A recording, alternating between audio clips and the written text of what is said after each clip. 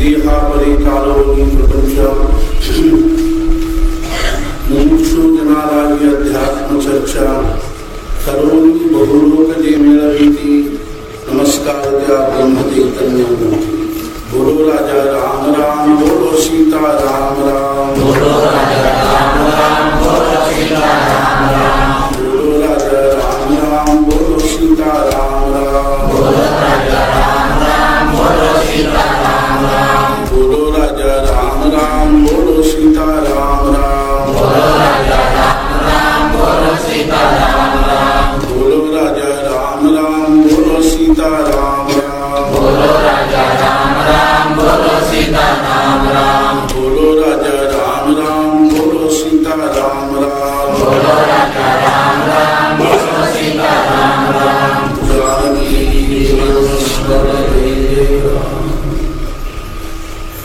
ಗೋಂದಾವಲಿಯಲ್ಲಿ ಬಹುಶಃ ಫಾರೆಸ್ಟ್ ಅಂತ ಒಬ್ಬರಿದ್ರು.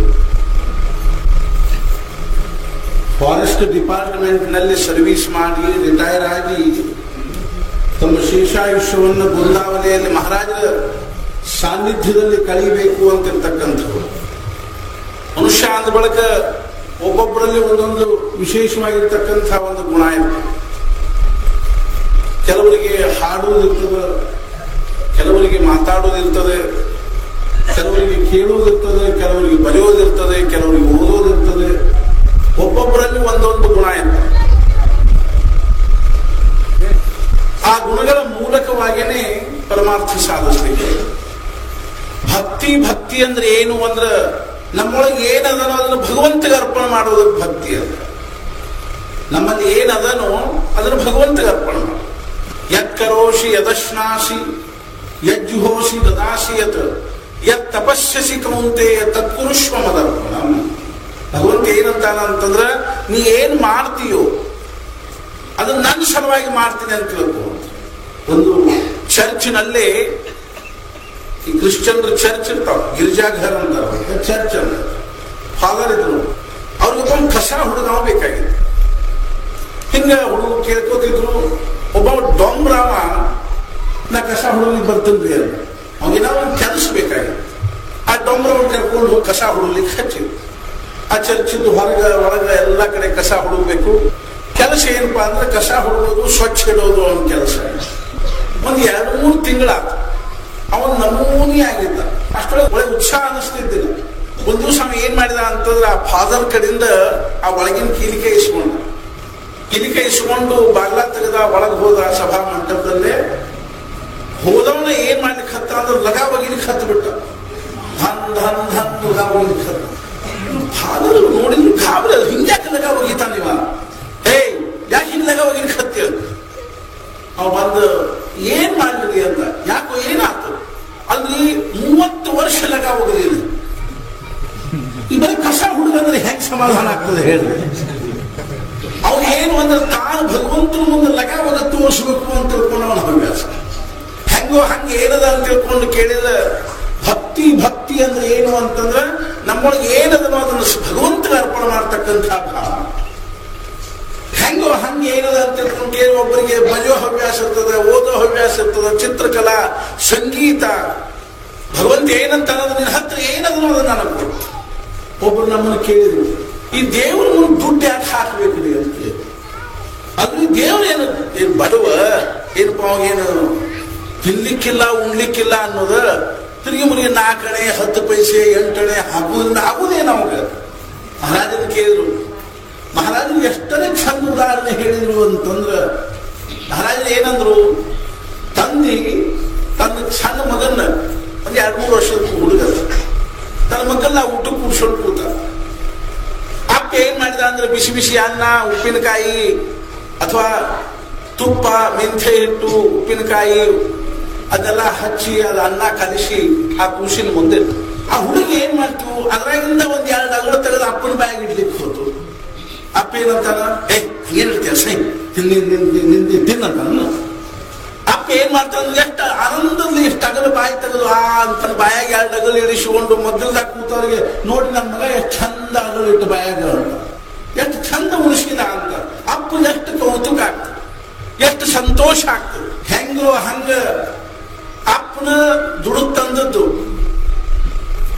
ಅಪ್ಪನ ಕಲಿಸ್ಕೊಟ್ಟದ್ದು.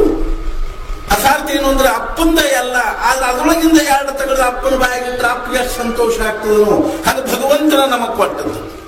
ಅರ್ಥಾತ್ ಏನ್ ನಮ್ಗೆ ಅದನ್ನು ಅದು ಯಾರು ಕೊಟ್ಟದ್ದು? ಭಗವಂತನ ಕೊಟ್ಟದ್ದು. ಅದರೊಳಗಿಂದ ಎರಡು ಅಗಳು ತಂದು ಭಗವಂತನ ಮುಂದೆ ಹಾಕಿದ್ರೆ ಭಗವಂತ ಅಪ್ಪಗಾದಷ್ಟು ಸಂತೋಷ ಅಲ್ಲ, ಅದ್ರ 10 ಪಟ್ಟು 1000 ಪಟ್ಟು ಸಂತೋಷ. ನಾವು 4 ಹಾಕ್ಲಿ 10 ಪೈಸೆ ಹಾಕ್ಲಿ ಅದರಿಂದ ಭಗವಂತಗೆ ಎಷ್ಟು ಸಂತೋಷ ಆಗ್ತದೆ. ನನ್ನ ಮಗ, ನನ್ನ ಭಕ್ತ, ನನ್ನ ಶಿಷ್ಯ, ನನ್ನ ಮನುಷ್ಯ, ನಾನು ಕೊಟ್ಟದ್ರೊಳಗಿಂದ ಒಂಚೂರು ನನಗೂ ತಂದು ಕೊಡ್ತಾನಲ್ಪ ಅನ್ನುವಂಥ ಭಾವನಾದಿಂದ ಸಂತೋಷ. ಆದ್ರಿಂದ ಏನದ ಅಂತ ತಿಳ್ಕೊಂಡು ಕೇಳಿ ನಮ್ಮ ಹತ್ರ ಏನದ ಅದನ್ನ ಭಗವಂತ ಅರ್ಪಣ. ಭಗವಂತ ತಾನ ನೀವೇನು ರೊಕ್ಕನೂ ಕೊಡಬೇಡ ನನಗೆ. ಪತ್ರಂ ಪುಷ್ಪಂ ಫಲಂ ತೋಯಂ ಯೋಮೇ ಭಕ್ತ್ಯಾ ಪ್ರಯಚ್ಛತಿ. ಏನದನೋ ಅದನ್ನು ಕೊಡು. ಹೂವು, ಹಣ್ಣು, ಕಾಯಿ, ಎಲಿ, ತೊಪ್ಪಲ, ನೀರು, ನಮ್ಮ ಹತ್ರ ಏನದನೋ ಅದನ್ನ ಏನ್ ಮಾಡ್ಲಿಕ್ಕೆ ಬರ್ಬೇಕು ಅಂದ್ರೆ ಭಗವಂತ ಕೊಡ್ಲಿಕ್ಕೆ ಬರ್ಬೇಕು. ಹೆಂಗೋ ಹಂಗೆ ಏನದ ಅಂತ ತಿಳ್ಕೊಂಡು ಕೇಳಿದ್ರೆ ಗೋಂದಾವಲಿಯಲ್ಲಿ ಮಹಾರಾಜರು ಸುತ್ತಲೂ ಇರ್ತಕ್ಕಂಥವ್ರು ತಮ್ಮೊಳಗೆ ಏನು ವೈಶಿಷ್ಟ್ಯದನೋ ಅದನ್ನು ಸದ್ಗುರುಗಳಿಗೆ ಆ ಮೂಲಕವಾಗಿ ಪರಮಾರ್ಥ ಸಾಧಿಸಬೇಕು ಅನ್ನುವಂಥ ಭಾವನೆ. ಬಹುಶಃ ಫಾರೆಸ್ಟ್ ಅಂತ ಹೇಗಿದ್ರು ಅವ್ರಿಗೆ ಬರೆಯೋ ಹವ್ಯಾಸ ಇತ್ತು, ಕೆಲವ್ರಿಗೆ ಬರೆಯೋ ಹವ್ಯಾಸ ಇರ್ತದ, ಕೆಲವರಿಗೆ ಮತ್ತೇನಾದ್ರು ಹಾಡು ಹವ್ಯಾಸ ಇರ್ತದ. ಭಗವಂತನ ಮುಂದೆ ಕೂತ್ಕೊಂಡು ಹಾಡಬೇಕು, ಮನಸ್ಸು ಬಿಚ್ಚಿ ಅಲ್ಲಿ ಹಾಡ್ಬೇಕು. ಅದಕ್ಕೇನು ತಾಳ ಬೇಕಾಗಿಲ್ಲ, ಮೇಳ ಬೇಕಾಗಿಲ್ಲ. ನಾವಲ್ಲಿ ಹೇಳಿಲ್ಲ, ಈ ಸಂಗೀತಗಾರದೆಲ್ಲ ಭಜನೆ ಏನಿರ್ತದೆ ಅಂದ್ರೆ ಬರೀ ತಾಳದ ಕಡೆಗೆ ಲಕ್ಷ್ಯ, ತಬಲಾ ಪೀಠಿ ಕಡೆಗೆ ಲಕ್ಷ್ಯ, ಭಗವಂತ ಕಡೆ ಲಕ್ಷ್ಯ. ಹಾಗೆ ಬಹುಶಃ ಏನ್ ಮಾಡ್ತಿದ್ರು ಅಂದ್ರೆ ಬರೀತಿದ್ರು. ಅವ್ರ ತಲೆ ಒಂದು ಸಹಜ ಏನ್ ವಿಚಾರ ಬಂತು, ಮಹಾರಾಜನ ಚರಿತ್ರೆ ಬರೀಬೇಕು ಅಂದ ಕೂಡಲೇ ಮುಂಚೆ ಏನ್ ಮಾಡ್ಲಿಕ್ಕೆ ಹತ್ರು ಅಂದ್ರೆ ಮಹಾರಾಜರು ಗೋಂದಾವಲಿಯಲ್ಲಿ ಇರಬೇಕಾದ್ರಾತು, ಹೊರಗೆ ಹೋಗ್ಬೇಕಾದ್ರಾತು ಅನೇಕ ವಿಲಕ್ಷಣ ಘಟನಾ ಸಂಭವಿಸ್ತಾ ಇತ್ತು. ದಿನ ಏನಾದ್ರು ಒಂದು ಇರುವುದಲ್ಲ, ಏನಾದ್ರು ಒಂದು ವಿಚಿತ್ರವಾಗಿರ್ತಕ್ಕಂಥ ಘಟನಾ, ಎಂಥೆಂಥ ಚಮತ್ಕಾರಿಕ ಘಟನಾ ಸಂಭವಿಸ್ತಿತ್ತು ಅಂತ ನಾನು ಹೇಳಿದಿಲ್ಲ.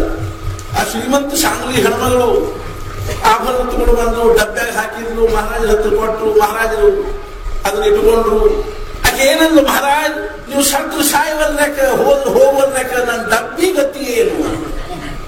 ಹಿಂಗೆ ಎಷ್ಟೋ ಘಟನಾ ನಡಿಬೇಕು, ಅವನ್ನೆಲ್ಲ ನೋಟ್ಸ್ ಮಾಡಿರ್ಬೇಕು, ಅವೆಲ್ಲ ಘಟನಾ ಬರ್ಕೋತಿರ್ಬೇಕು. ಒಂದು ಸಹಜವಾಗಿ ಮಹಾರಾಜ ಮುಂದೆ ಕೂತ್ಕೊಂಡು ಏನಂದ್ರು, ಮಹಾರಾಜರಿಗೆ ಹೆಂಗಿದ್ರಂದಲ್ಲಿ ಅವ್ರೇನಗ್ದಿ ಈಗ ಕೆಲವು ಸ್ವಾಮಿಗಳು ಇರ್ತಾರೆ, ಅವ್ರದಲ್ಲಿ ಟೈಮ್ ಫಿಕ್ಸ್ ಇರ್ತದೆ. ಇಂಥ ಟೈಮ್ನಾಗ ಬಂದು ಭೇಟ, ಮಧ್ಯಾಹ್ನದಾಗ ವಿಶ್ರಾಂತಿ, ಮುಂಜಾನೆ ಪರ್ಸನಲ್ ಕೆಲಸ, ಹಿಂಗೆಲ್ಲ ಇರ್ತಾವ. ಮಹಾರಾಜನೊಬ್ರು ಏನ್ ಕೇಳಿದ್ರು, ಮಹಾರಾಜ್ ನೀವು ಹಂಗೆ ಯಾಕೆ ಟೈಮ್ ಫಿಕ್ಸ್ ಮಾಡಬಾರ್ದು, ನೀವು ಒಂದು ಟೈಮ್ ಹಾಕ್ಬಿಡ್ರಿ, ನಿಮಗೂ ವಿಶ್ರಾಂತಿ ಸಿಗ್ತದ. ಮಹಾರಾಜನ ರಾತ್ರಿ 12 ಗಂಟೆಗೆ ಎಬ್ಬಿಸಾದ್ರೂ ಭೇಟಿ ಆಗುವುದ, ಹಿಂಗ್ಯಾಕೆ ಇಟ್ಟಿರಿ ಅಂತ ಕೇಳಿ. ಮುಂಜಾನೆ ಸಂತನಕ ಮಂದಿ ಭೇಟಿ ಆಗುದೇನು? ಮಹಾರಾಜರು ಮುಂಜಾನೆ ಎದ್ರು ಅಂದ್ರೆ ರಾತ್ರಿ 12 ತನಕನೂ ಎಷ್ಟು ಮಾತಾಡ್ತಿದ್ರು ಅಂತಂದ್ರ ನಾವು ಸಣ್ಣವರಿದ್ದಾಗ ನಮ್ಮ ಬೈತಿದ್ಲ ನಮ್ಮನ್ನು, ಎಷ್ಟರೇ ಮಾತಾಡ್ತೀವೋ, ಎಲ್ಲರಿಗೆ ಕಟಿಗೆ ಬಾಯಿ ಆಗಿದ್ರು ಒಳಗ್ ಚಪ್ಪಾಡಿ ಆಗ್ತಿತ್ತು ಅಂತಿದ್ರು. ನಾವ್ ಏನ್ ಮಾಡ್ಬೇಕು, ಮಾತಾಡೋದು ನಮ್ ಕೆಲಸ. ಈಗ ಮುಂಬೈದಿಂದ ಮಂದಿ ಬಂದಾಗ ಅವ್ರು ಸತ್ಸಂಗ ಮಾಡೋದ್ರಿ ಅಂದ್ರು, ಈಗ 2 ತಾಸು ಅವ್ರು ಏನೋ ಹೇಳಿ ಬಂದ್ವಿ, ಈಗ ಮಾತಾಡಂಗಿಲ್ಲ, ಈ ವಿಶ್ರಾಂತಿದ ಅಂತಂದ್ರೆ ಪಾಪ ಅವ್ರು ಮುಂಬೈದಿಂದ ಬಂದಿರ್ತಾರೆ. ಹೆಂಗೋ ಹಂಗೆ ಏನದ ಎಷ್ಟನೇ ಮಾತಾಡ್ತಿದ್ರು ಮಹಾರಾಜರು ಅಂತಂದ್ರೆ, ಆದ್ರೂ ಅವ್ರ ಮಾತಿಗೂ ನಮ್ಮ ಮಾತಿಗೂ ಒಂದು ವೈಶಿಷ್ಟ್ಯ. ನಾವು ಎಷ್ಟೆಷ್ಟು ಮಾತಾಡ್ತೀವಿ ಅಷ್ಟು ತನಿ ಕೆಡ್ತಾವ, ನಮ್ಮೂ ಕೆಟ್ಟು ಚಲೋ, ಮಂದಿಗೂ ಕೆಡಿಸ್ತೀವಿ. ಅದು ಬಂದಿರೋ ಪಂಚಾಯತಿ.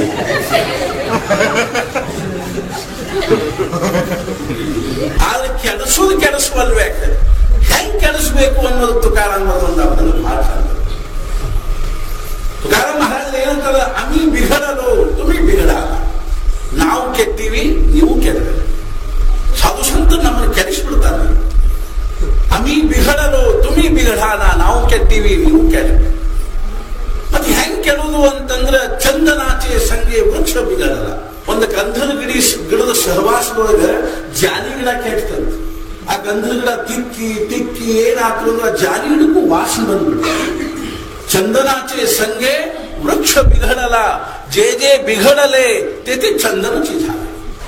ಯಾವ್ಯಾವ ಕೆಟ್ಟು ಅವೆಲ್ಲ ಗಂಧದ ಗಿಡನ ಆಗುವಂತ, ಹಿಂಗ್ ಕೆಡಬೇಕು ಅಂತ. ಆಮೇಲೆ ಮತ್ತೊಂದು ಹೇಳ್ತಾರೆ, ಪರಿಸಾಚಿಯ ಸಂಗೆ ಲೋಖಂಡ ಬಿಗಡಲ. ಸ್ಪರ್ಶಮಣಿ ಸಹವಾಸದಿಂದ, ಸ್ಪರ್ಶಮಣಿ ಅಂತ ಒಂದು ಮಣಿ ಇರ್ತಾವ, ನಾವು ನೋಡಿಲ್ಲ, ಬಹುಶಃ ನೋಡಿದವರು ಯಾರು. ಆ ಆ ಮಣಿ ವೈಶಿಷ್ಟ್ಯ ಏನು ಅಂದ್ರೆ ಅದನ್ನ ಯಾವ ಬೇಕಾದ ಕಬ್ಬಣಕ್ಕೆ ಹಚ್ಚ್ರಿ ಅದು ಬಂಗಾರ. ಆದ್ರಿಂದ ಮಜಾ ಏನ್ ಹೇಳ್ತಾರ ಅಂತಂದ್ರ ಸದ್ಗುರುಗಳಂದ್ರ ಸ್ಪರ್ಶ ಮಣಿ ಅಂತ. ಹಾಗಾದ್ರೆ ಸ್ಪರ್ಶ ಮಣಿ ಹಿತ್ತಾಳಿ ಹಚ್ಚಿದ್ರೆ ಬಂಗಾರ ಆಗ್ತಾ ಏನೂ ಆಗಂಗಿಲ್ಲ, ಅಲ್ಯೂಮಿನಿಯಂ ಹಚ್ಚಿದ್ರೆ ಆಗ್ತಾ ಏನೂ ಆಗಂಗಿಲ್ಲ, ಬೆಳ್ಳಿಗೆ ಹಚ್ಚಿದ್ರೆ ಆಗ್ತಾ ಏನೂ ಆಗಂಗಿಲ್ಲ, ತಾಮ್ರಕ್ಕೆ ಹಚ್ಚಿದ್ರೆ ಆಗ್ತಾ ಏನೂ ಆಗಂಗಿಲ್ಲ. ಮತ್ತೆ ಎದಕ್ಕೆ ಹಚ್ಚಿದ್ರೆ ಆಗ್ತದ್ರೆ ಕಬ್ಬಣಕ್ಕೆ ಹಚ್ಚಿದ್ರೆ ಬಂಗಾರ ಆಗ್ತದೆ. ಹಾಗಾದ್ರೆ ನಾವು ಬಂಗಾರ ಆಗ್ಬೇಕಾದ್ರೆ ಮುಂಚೆ ಏನಾಗಬೇಕು? ಕಬ್ಬಣ ಆಗ್ಬೇಕು. ಕಬ್ಬಣ ಆಗ್ಬೇಕಿದ ಅರ್ಥ ಏನು ಅಂದ್ರೆ ನಾವು ಸಣ್ಣವರಾಗಬೇಕು. ನಾವು ಸಣ್ಣವರಾದ್ರೂ ಮಹಾರಾಜ ನಮ್ಮನ್ನು ಒಮ್ಮೆನೆ ದೊಡ್ಡವ್ರು ಮಾಡ್ತಾರೆ. ನಾವು ಬೆಳ್ಳಿ ಹಿತ್ತಾಳಿ ತಾಮ್ರ ಆಗಿ ಹೋಗಿ ನಾವು ಸ್ವಲ್ಪ ಏನಾದ್ರು ಇದ್ದೀವಿ ಅಂತ ನಾವು ಸದ್ಗುರುಗಳ ಹತ್ರ ಹೋದ್ವಿ ಅಂದ್ರೆ ಅವ್ರ ಸ್ಪರ್ಶ ಆದ್ರೆ ನಾವೇನು ಬಂಗಾರ ಆಗೋದಿಲ್ಲ.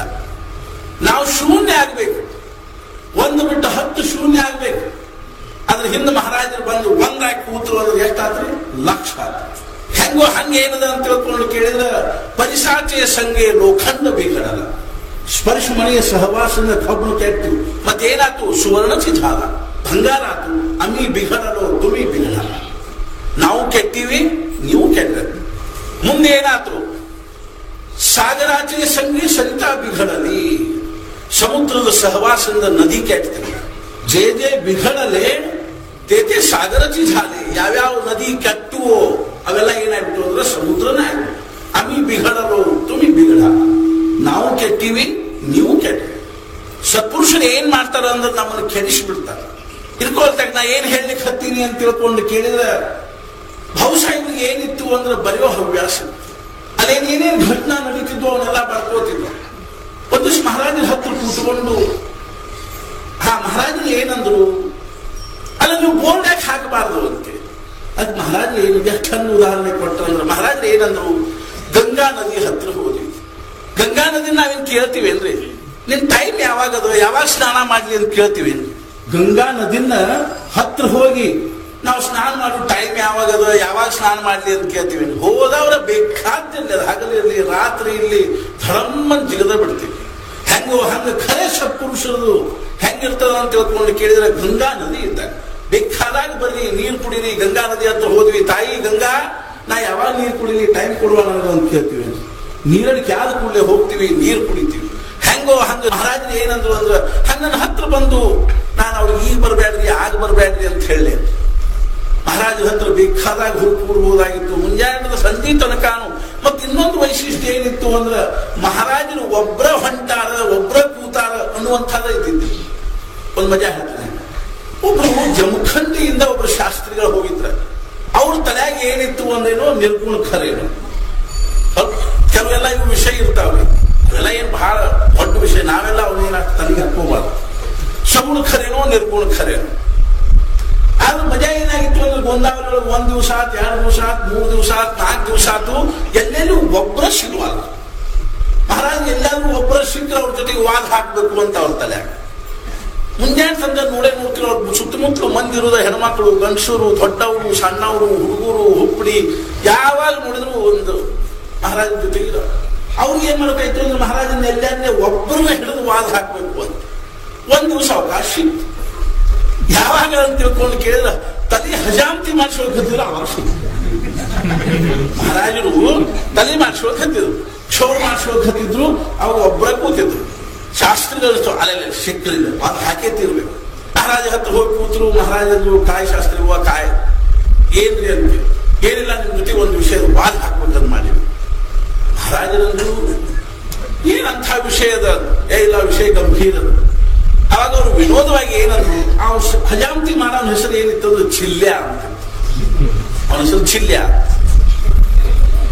ಅವ್ ಏನಂದ್ರು, ಚಿಲ್ಯ ಏನು ಶಾಸ್ತ್ರಿಗೂ ಏನೋ ವಾದ ಹಾಕ್ಬೇಕಂತ ಮಾಡ್ಯಾರು, ಏನಂತ ಕೇಳವ್ರು. ಅವ್ರು ಕೂಡ ಚಿಲ್ಯ ಅವ್ರು ಕಾವ್ರ ಪಾಪ.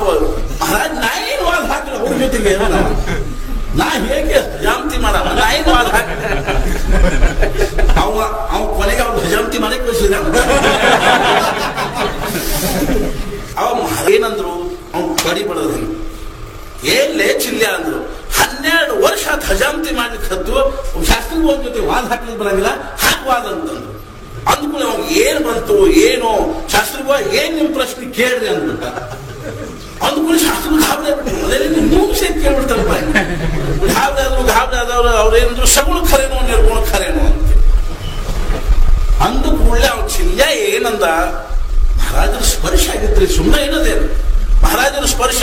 ಚಿಲ್ಯ ಏನಂದ, ಬಾಯದಂತ ಮಾತಾಡ್ತಿರೋ ಹೌದಲ್ವ ಅಂದ. ನೀವು ಬಾಯದಂತ ಮಾತಾಡ್ತಿರಿಲ್ಲೋ ಅಂತ ಕೇಳಿದ. ಅಂದ ಕೂಡಲೇ ಅವ ಏನಂದ್ರು, ಅವ್ರು ಏನು ಆಗ್ಬಿಟ್ರು, ತಿಳಿತಂತ ಹೇಳ್ತಾರೆ. ಅರ್ಥದ ಮರ್ಮದ ಮಹಾರಾಜನ ಏನಂದ್ರು, ಅರ್ಥಾತ್ ಅವ್ರು ಚಿಲ್ಯ ಏನಂದ, ನೀವು ಸಗುಣದೊಳಗಿದ್ದೀರ ಅಂತ ತಿಳ್ಕೊಂಡು ಪ್ರಶ್ನೆ ಕೇಳಿಕ್ ಹತ್ತೀರಿಲ್ಲೋ. ಒಂದ್ ವೇಳೆ ಸಗುಣ ಸುಳ್ಳು ಅಂತಿದ್ರೆ ನೀವು ಪ್ರಶ್ನೆ ಹೆಂಗೆ ಕೇಳ್ತಿದ್ರಿ? ಹಂಗ ನೀವು ಸಗುಣದಾಗಿದ್ದೀರಿ ಅಂತ ತಿಳ್ಕೊಂಡು ಪ್ರಶ್ನೆ ನಿರ್ಮಾಣ ಆಯ್ತು. ನೀವು ನಿರ್ಗುಣದಾಗಿದ್ರೆ ಪ್ರಶ್ನೆ ಹುಡ್ತಿತ್ತು ಅಂತ. ಆದ್ರಿಂದ ಹೆಂಗದ ಅಂತ ತಿಳ್ಕೊಂಡು ಕೇಳಿದ್ರೆ ಒಬ್ಬ ಸರ್ವಜ್ಞ ಹೇಳಿದ ಒಂದ್ ಕಡೆಗೆ, ಬೊಮ್ಮವನು ಅರಿತವನು ಸುಮ್ಮನಿದ್ದಿರಬೇಕು. ಬೊಮ್ಮವನು ಅರಿತವನು ಸುಮ್ಮನಿದ್ದಿರಬೇಕು, ಅರಿತು ಉಸುಳಿದರೆ ಕಳ ಹೋಗಿ ಕೆಮ್ಮಿ ಸತ್ತಂತೆ ಸರ್ವಜ್ಞ ಅಂತ. ಬ್ರಹ್ಮಜ್ಞಾನ ಆಗ್ಯದ ಅಂತ ತಿಳ್ಕೊಂಡು ಯಾವ ಅನಿಸ್ತದ ನಾವು ಸುಮ್ಮನೆ ಇರ್ಬೇಕು. ನನ್ನ ಬ್ರಹ್ಮಜ್ಞಾನ ಆಗ್ಯದ ಅಂದ ಅಂತಂದ್ರ ಅವ್ನ್ ಫಜೀತ್ ಹೆಂಗಾಗ್ತಂದ್ರ, ಕಳ ಹೋಗಿ ಕೆಮ್ಮಿ ಸತ್ತಂತೆ ಸರ್ವಜ್ಞ. ಕಳವು ಮಾಡ್ಲಿಕ್ಕೆ ಹೋದ ಕೆಮ್ಮಿದ, ಮುಂದೆ ಫಜೀತಿನ ಫಜೀತ್ ಮನಿ ಮಂದೆಲ್ಲ ಕೆಮ್ಮು ಬಂದವ್ರು ಕಳವು ಮಾಡ್ಲಿಕ್ಕೆ ಹೋಗ. ಮಹಾರಾಜ ಹಿಂಗಿತ್ತು, ಭಾಳ ಚಂದ ಇತ್ತು ಮಹಾರಾಜ.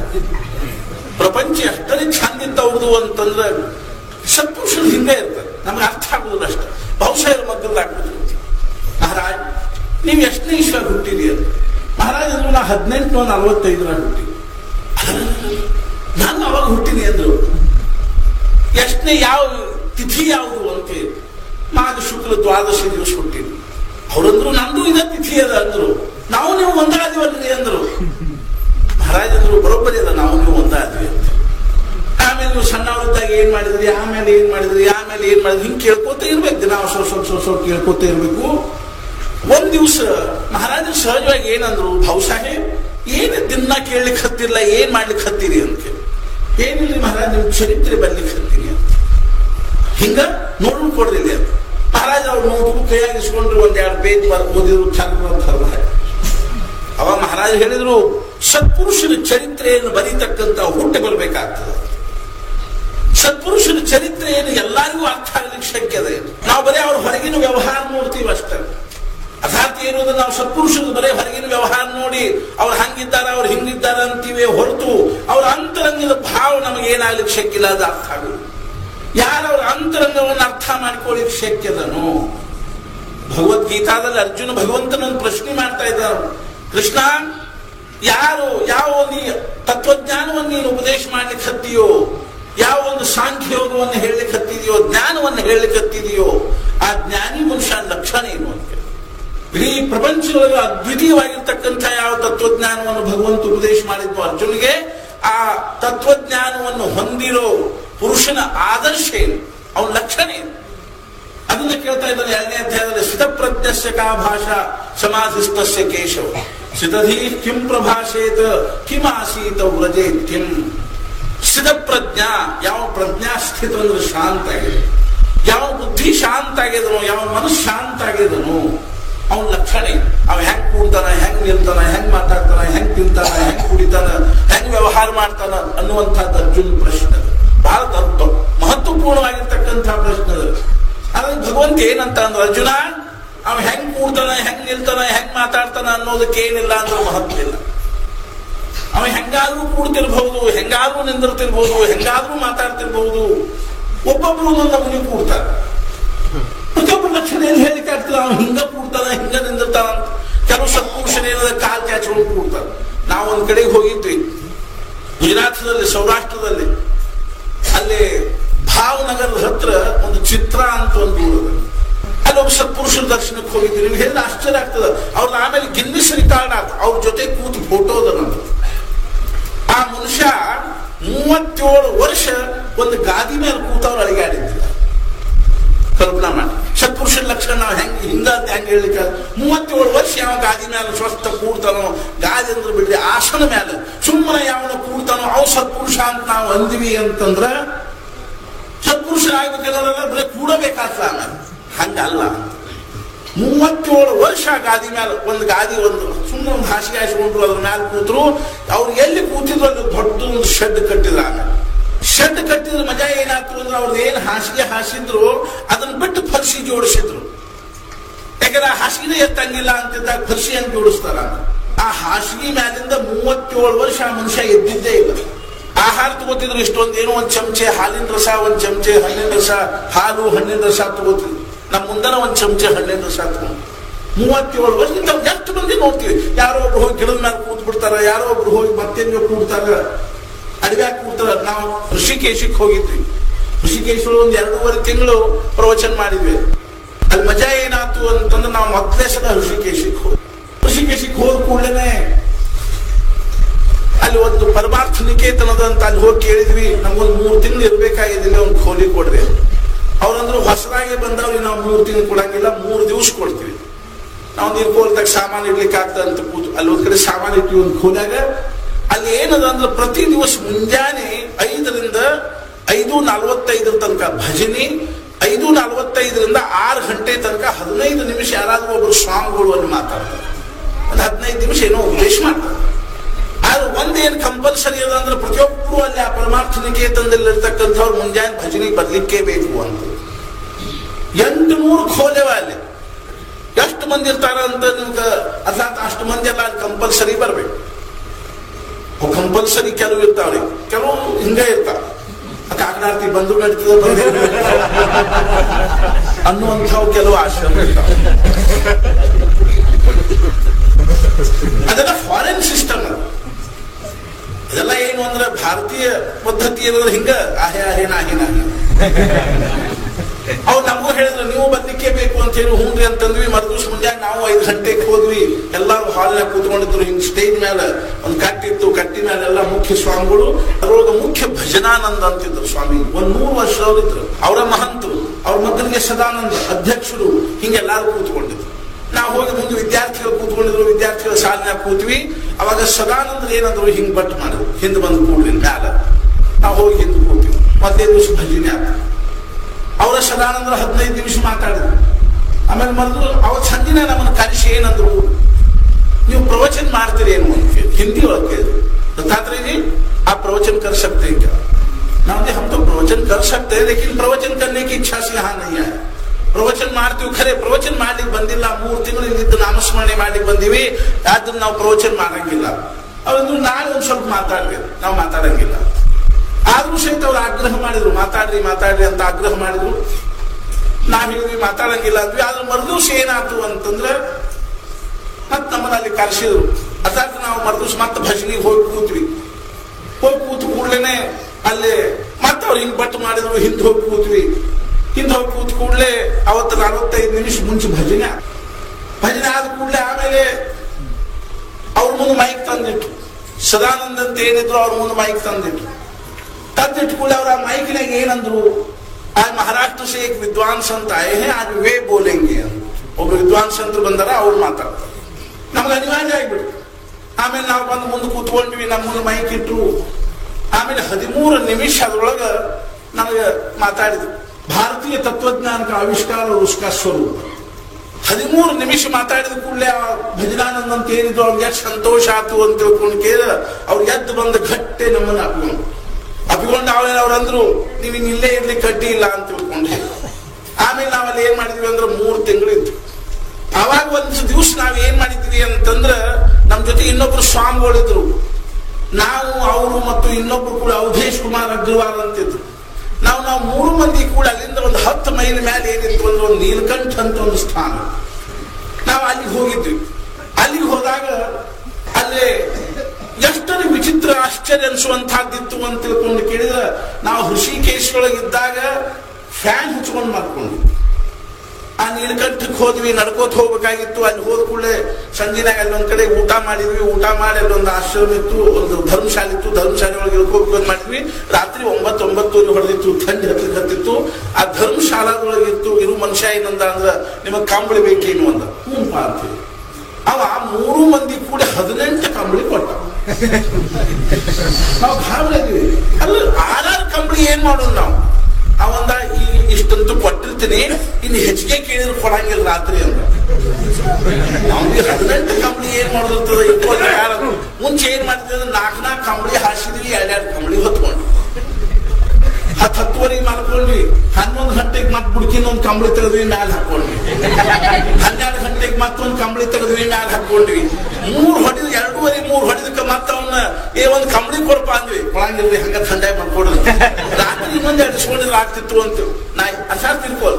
ಆಮೇಲೆ ಮರದೂಸ್ ಮುಂಜಾನೆ ಅಲ್ಲಿಂದ ಮುಂದೊಂದು ಸ್ವಲ್ಪ ದೂರ ಹೋದ್ರೆ ಅಲ್ಲಿ ಒಂದು ಗುಹಾ. ನಾ ಯಾಕೆ ಹೇಳಲಿಕ್ಕೆ ಹತ್ತೀನಿ, ಸತ್ಪುರುಷರು ಹೊರಗಿನ ಲಕ್ಷಣದ ಮ್ಯಾಲಿಂದ ಅವ್ರದೊಂದು ವ್ಯಾಖ್ಯಾನ ಮಾಡ್ಲಿಕ್ಕೆ ಆಗಂಗಿಲ್ಲ.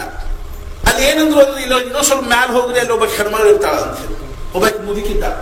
ನಾವು ಮತ್ತೆ ಮ್ಯಾಲ ಹೋದ್ವಿ, ಅಲ್ಲೊಂದು ಗುಹಾದೊಳಗ ಒಬ್ಬ ಹೆಣ್ಮಗಳಿತ್ತು, ಫ್ರಾನ್ಸ್ ದೇಶದ ಹೆಣ್ಮಗಳಿತ್ತು. ಅಲ್ಲಿ ಹೆಲಿಕಾಪ್ಟರ್ ಮ್ಯಾಲ ಬರ್ತಿದ್ರೆ ಆಕಿನ ಭೇಟಿ ಆಗಿತ್ತು. ನಾವು ಹೋದ್ವಿ, ನಮಸ್ಕಾರ ಮಾಡಿದ್ವಿ. 72 ವರ್ಷದ ಮುದುಕಿ. ಆಕೆ ಹೇಳಿದ ನನ್ನ ವಯಸ್ಸಿನ 22ನೇ ವರ್ಷ ಇಲ್ಲಿ ಬಂದಿದ್ದೀನಿ ನಾನು. 50 ವರ್ಷ ಆ ಗುಹಾದೊಳಗಿದ್ಲ. ಪ್ರಾರಂಭದಲ್ಲಿ 30 ವರ್ಷ ಯಾರ್ಯಾರು ನಾನು ಬಂದು ಭೇಟಿ ಆಗಲಿಲ್ಲ ಅಂತ ಹೇಳಿ. ಅರ್ಥಾತ್ ಹೆಂಗೋ ಹಂಗೇನದ ಅಂದ್ರ ಭಗವಂತ ಏನ್ ಹೇಳಲಿಕ್ಕೆ ಹತ್ತಾನಂದ್ರ ಅವ ಹೆಂಗರೇ ಕೂಡುವಲ್ಲ, ಎಲ್ಲರೇ ಇರುವಲ್ಲ. ಆಚಾರ್ಯ ಶಂಕರಾಚಾರ್ಯ ಒಂದ್ ಕಡೆ ಬರೀತಾರ, ಗುಹಾಯಾಮ ಗೇಹೇವಾ ಬಹಿರಪಿ ವನೇವಾದ್ರಿ ಶಿಖರೇ ಜಲೇವಾ ವಹ್ನೋವಾ ವಸತು ವಸತೆ ಕಿಂಬದ ಫಲಂ ಸದಾ ಯಸ್ಯೈವಾಂತಃಕರಣಮಪಿ ಶಂಭೋ ತವ ಪದೇ ಸ್ಥಿತಂ ಚೇತ್ ಯೋಗೋಸೌ ಸ ಚ ಪರಮಯೋಗಿ ಸ ಚ ಸುಖಿ. ಗುಹಾಯಾಮ ಗೇಹೇವಾ, ಗುಹಾದಗರ ಇರ್ಕೋಲ್ಲಕ್ಕ, ಮನ್ಯಾಗರ ಇರ್ಕೋಲ್ಲ. ಗುಹಾಯಾಮ ಗೇಹೇವಾ ಬಹಿರಪಿ ವನೇವಾದ್ರಿ ಶಿಖರೇ, ಅರಣ್ಯದೊಳಗರೆ ಇರ್ಕೋವಲ್ಲಕ, ಶಿಖರದ ಮ್ಯಾಲರ ಇರ್ಕೋವಲ್ಲ. ಜಲೇವಾ ವಹ್ನೋವಾ, ಏನ್ರಿ ಅವ್ನು ನೀರಾಗ ಕೂತ್ ಬಿಟ್ಟಾನ, ಕುತ್ಕೋವಲ್ಲ. ಒಬ್ಬ ಬೆಂಕಿಯಾಗ ಕೂತಾನ, ಕುತ್ಕೋವಲ್ಲ. ಜಲೇವಾ ವಹ್ನೋವಾ ವಸತು ವಸತೆ ಕಿಂಬದ ಫಲಂ. ಬರೀ ಎಲ್ಲಾರ ಹೋಗಿ ಕೂತ್ರು ಏನ್ ಫಲ ಅಂತಂದ್ರು ಸಿಂಪಲ್. ಅಲ್ಲಿ ಹೋಗಿ ಕೂತಾರ, ಇಲ್ಲಿ ಹೋಗಿ ಕೂತಾರ, ಕುತ್ಕೋವಲ್ಲ. ಆದ್ರೆ ಖರೆ ಏನ್ ಲಕ್ಷಣ ಅಂತಂದ್ರ ಸದಾ ಯಸ್ಯೈವಾಂತಃಕರಣಮಪಿ ಶಂಭೋ ತವ ಪದೇ.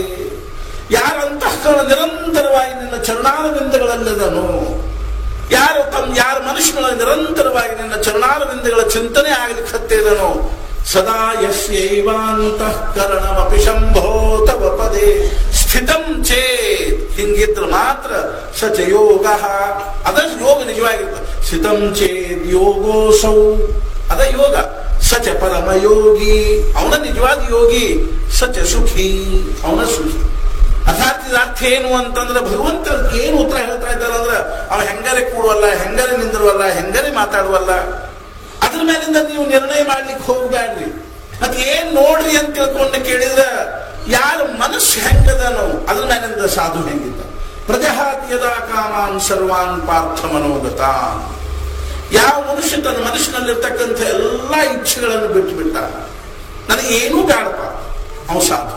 ಪ್ರಜಹಾತಿ ಯದಾ ಕಾಮಾನ್ ಸರ್ವಾನ್ ಪಾರ್ಥ ಮನೋಗತಾನ್. ಮುಂದೊಂದು ಶಬ್ದ ಹೇಳಿದಾನ, ಜಗತ್ ಪ್ರಸಿದ್ಧವಾಗಿರ್ತಕ್ಕಂತಹ ಶಬ್ದದ, ಅಧ್ಯಾತ್ಮ ಶಾಸ್ತ್ರದಲ್ಲೇನೆ ಅದ್ವಿತೀಯವಾಗಿರ್ತಕ್ಕಂಥ ಶಬ್ದದ ಏನಂತ ಅನ್ನೋದು, ಆತ್ಮನ್ನೇ ಆತ್ಮನ ತುಷ್ಟ. ತನ್ನೊಳಗ ತಾನು ಯಾವನು ಸಂತುಷ್ಟಿದ್ದಾನೋ ಅದು ಇಲ್ದಕ್ಕಲ್ಲೇನು ನಾವು ಧರ್ಪಡಿಸಕ್ಕೆ ಹತ್ತದ್ದು. ಟಿವಿ ಅದಕ್ಕೆ ಬೇಕು. ತನ್ನೊಳಗ ತಾ ಸಂತುಷ್ಟಿದ್ದಾವ ಟಿವಿ ಅದಕ್ಕೆ ಬೇಕು. ತನ್ನೊಳಗ ತಾ ಸಂತುಷ್ಟಿದ್ದಾವ ಮತ್ತೊಂದು ಅದಕ್ಕೆ ಬೇಕು.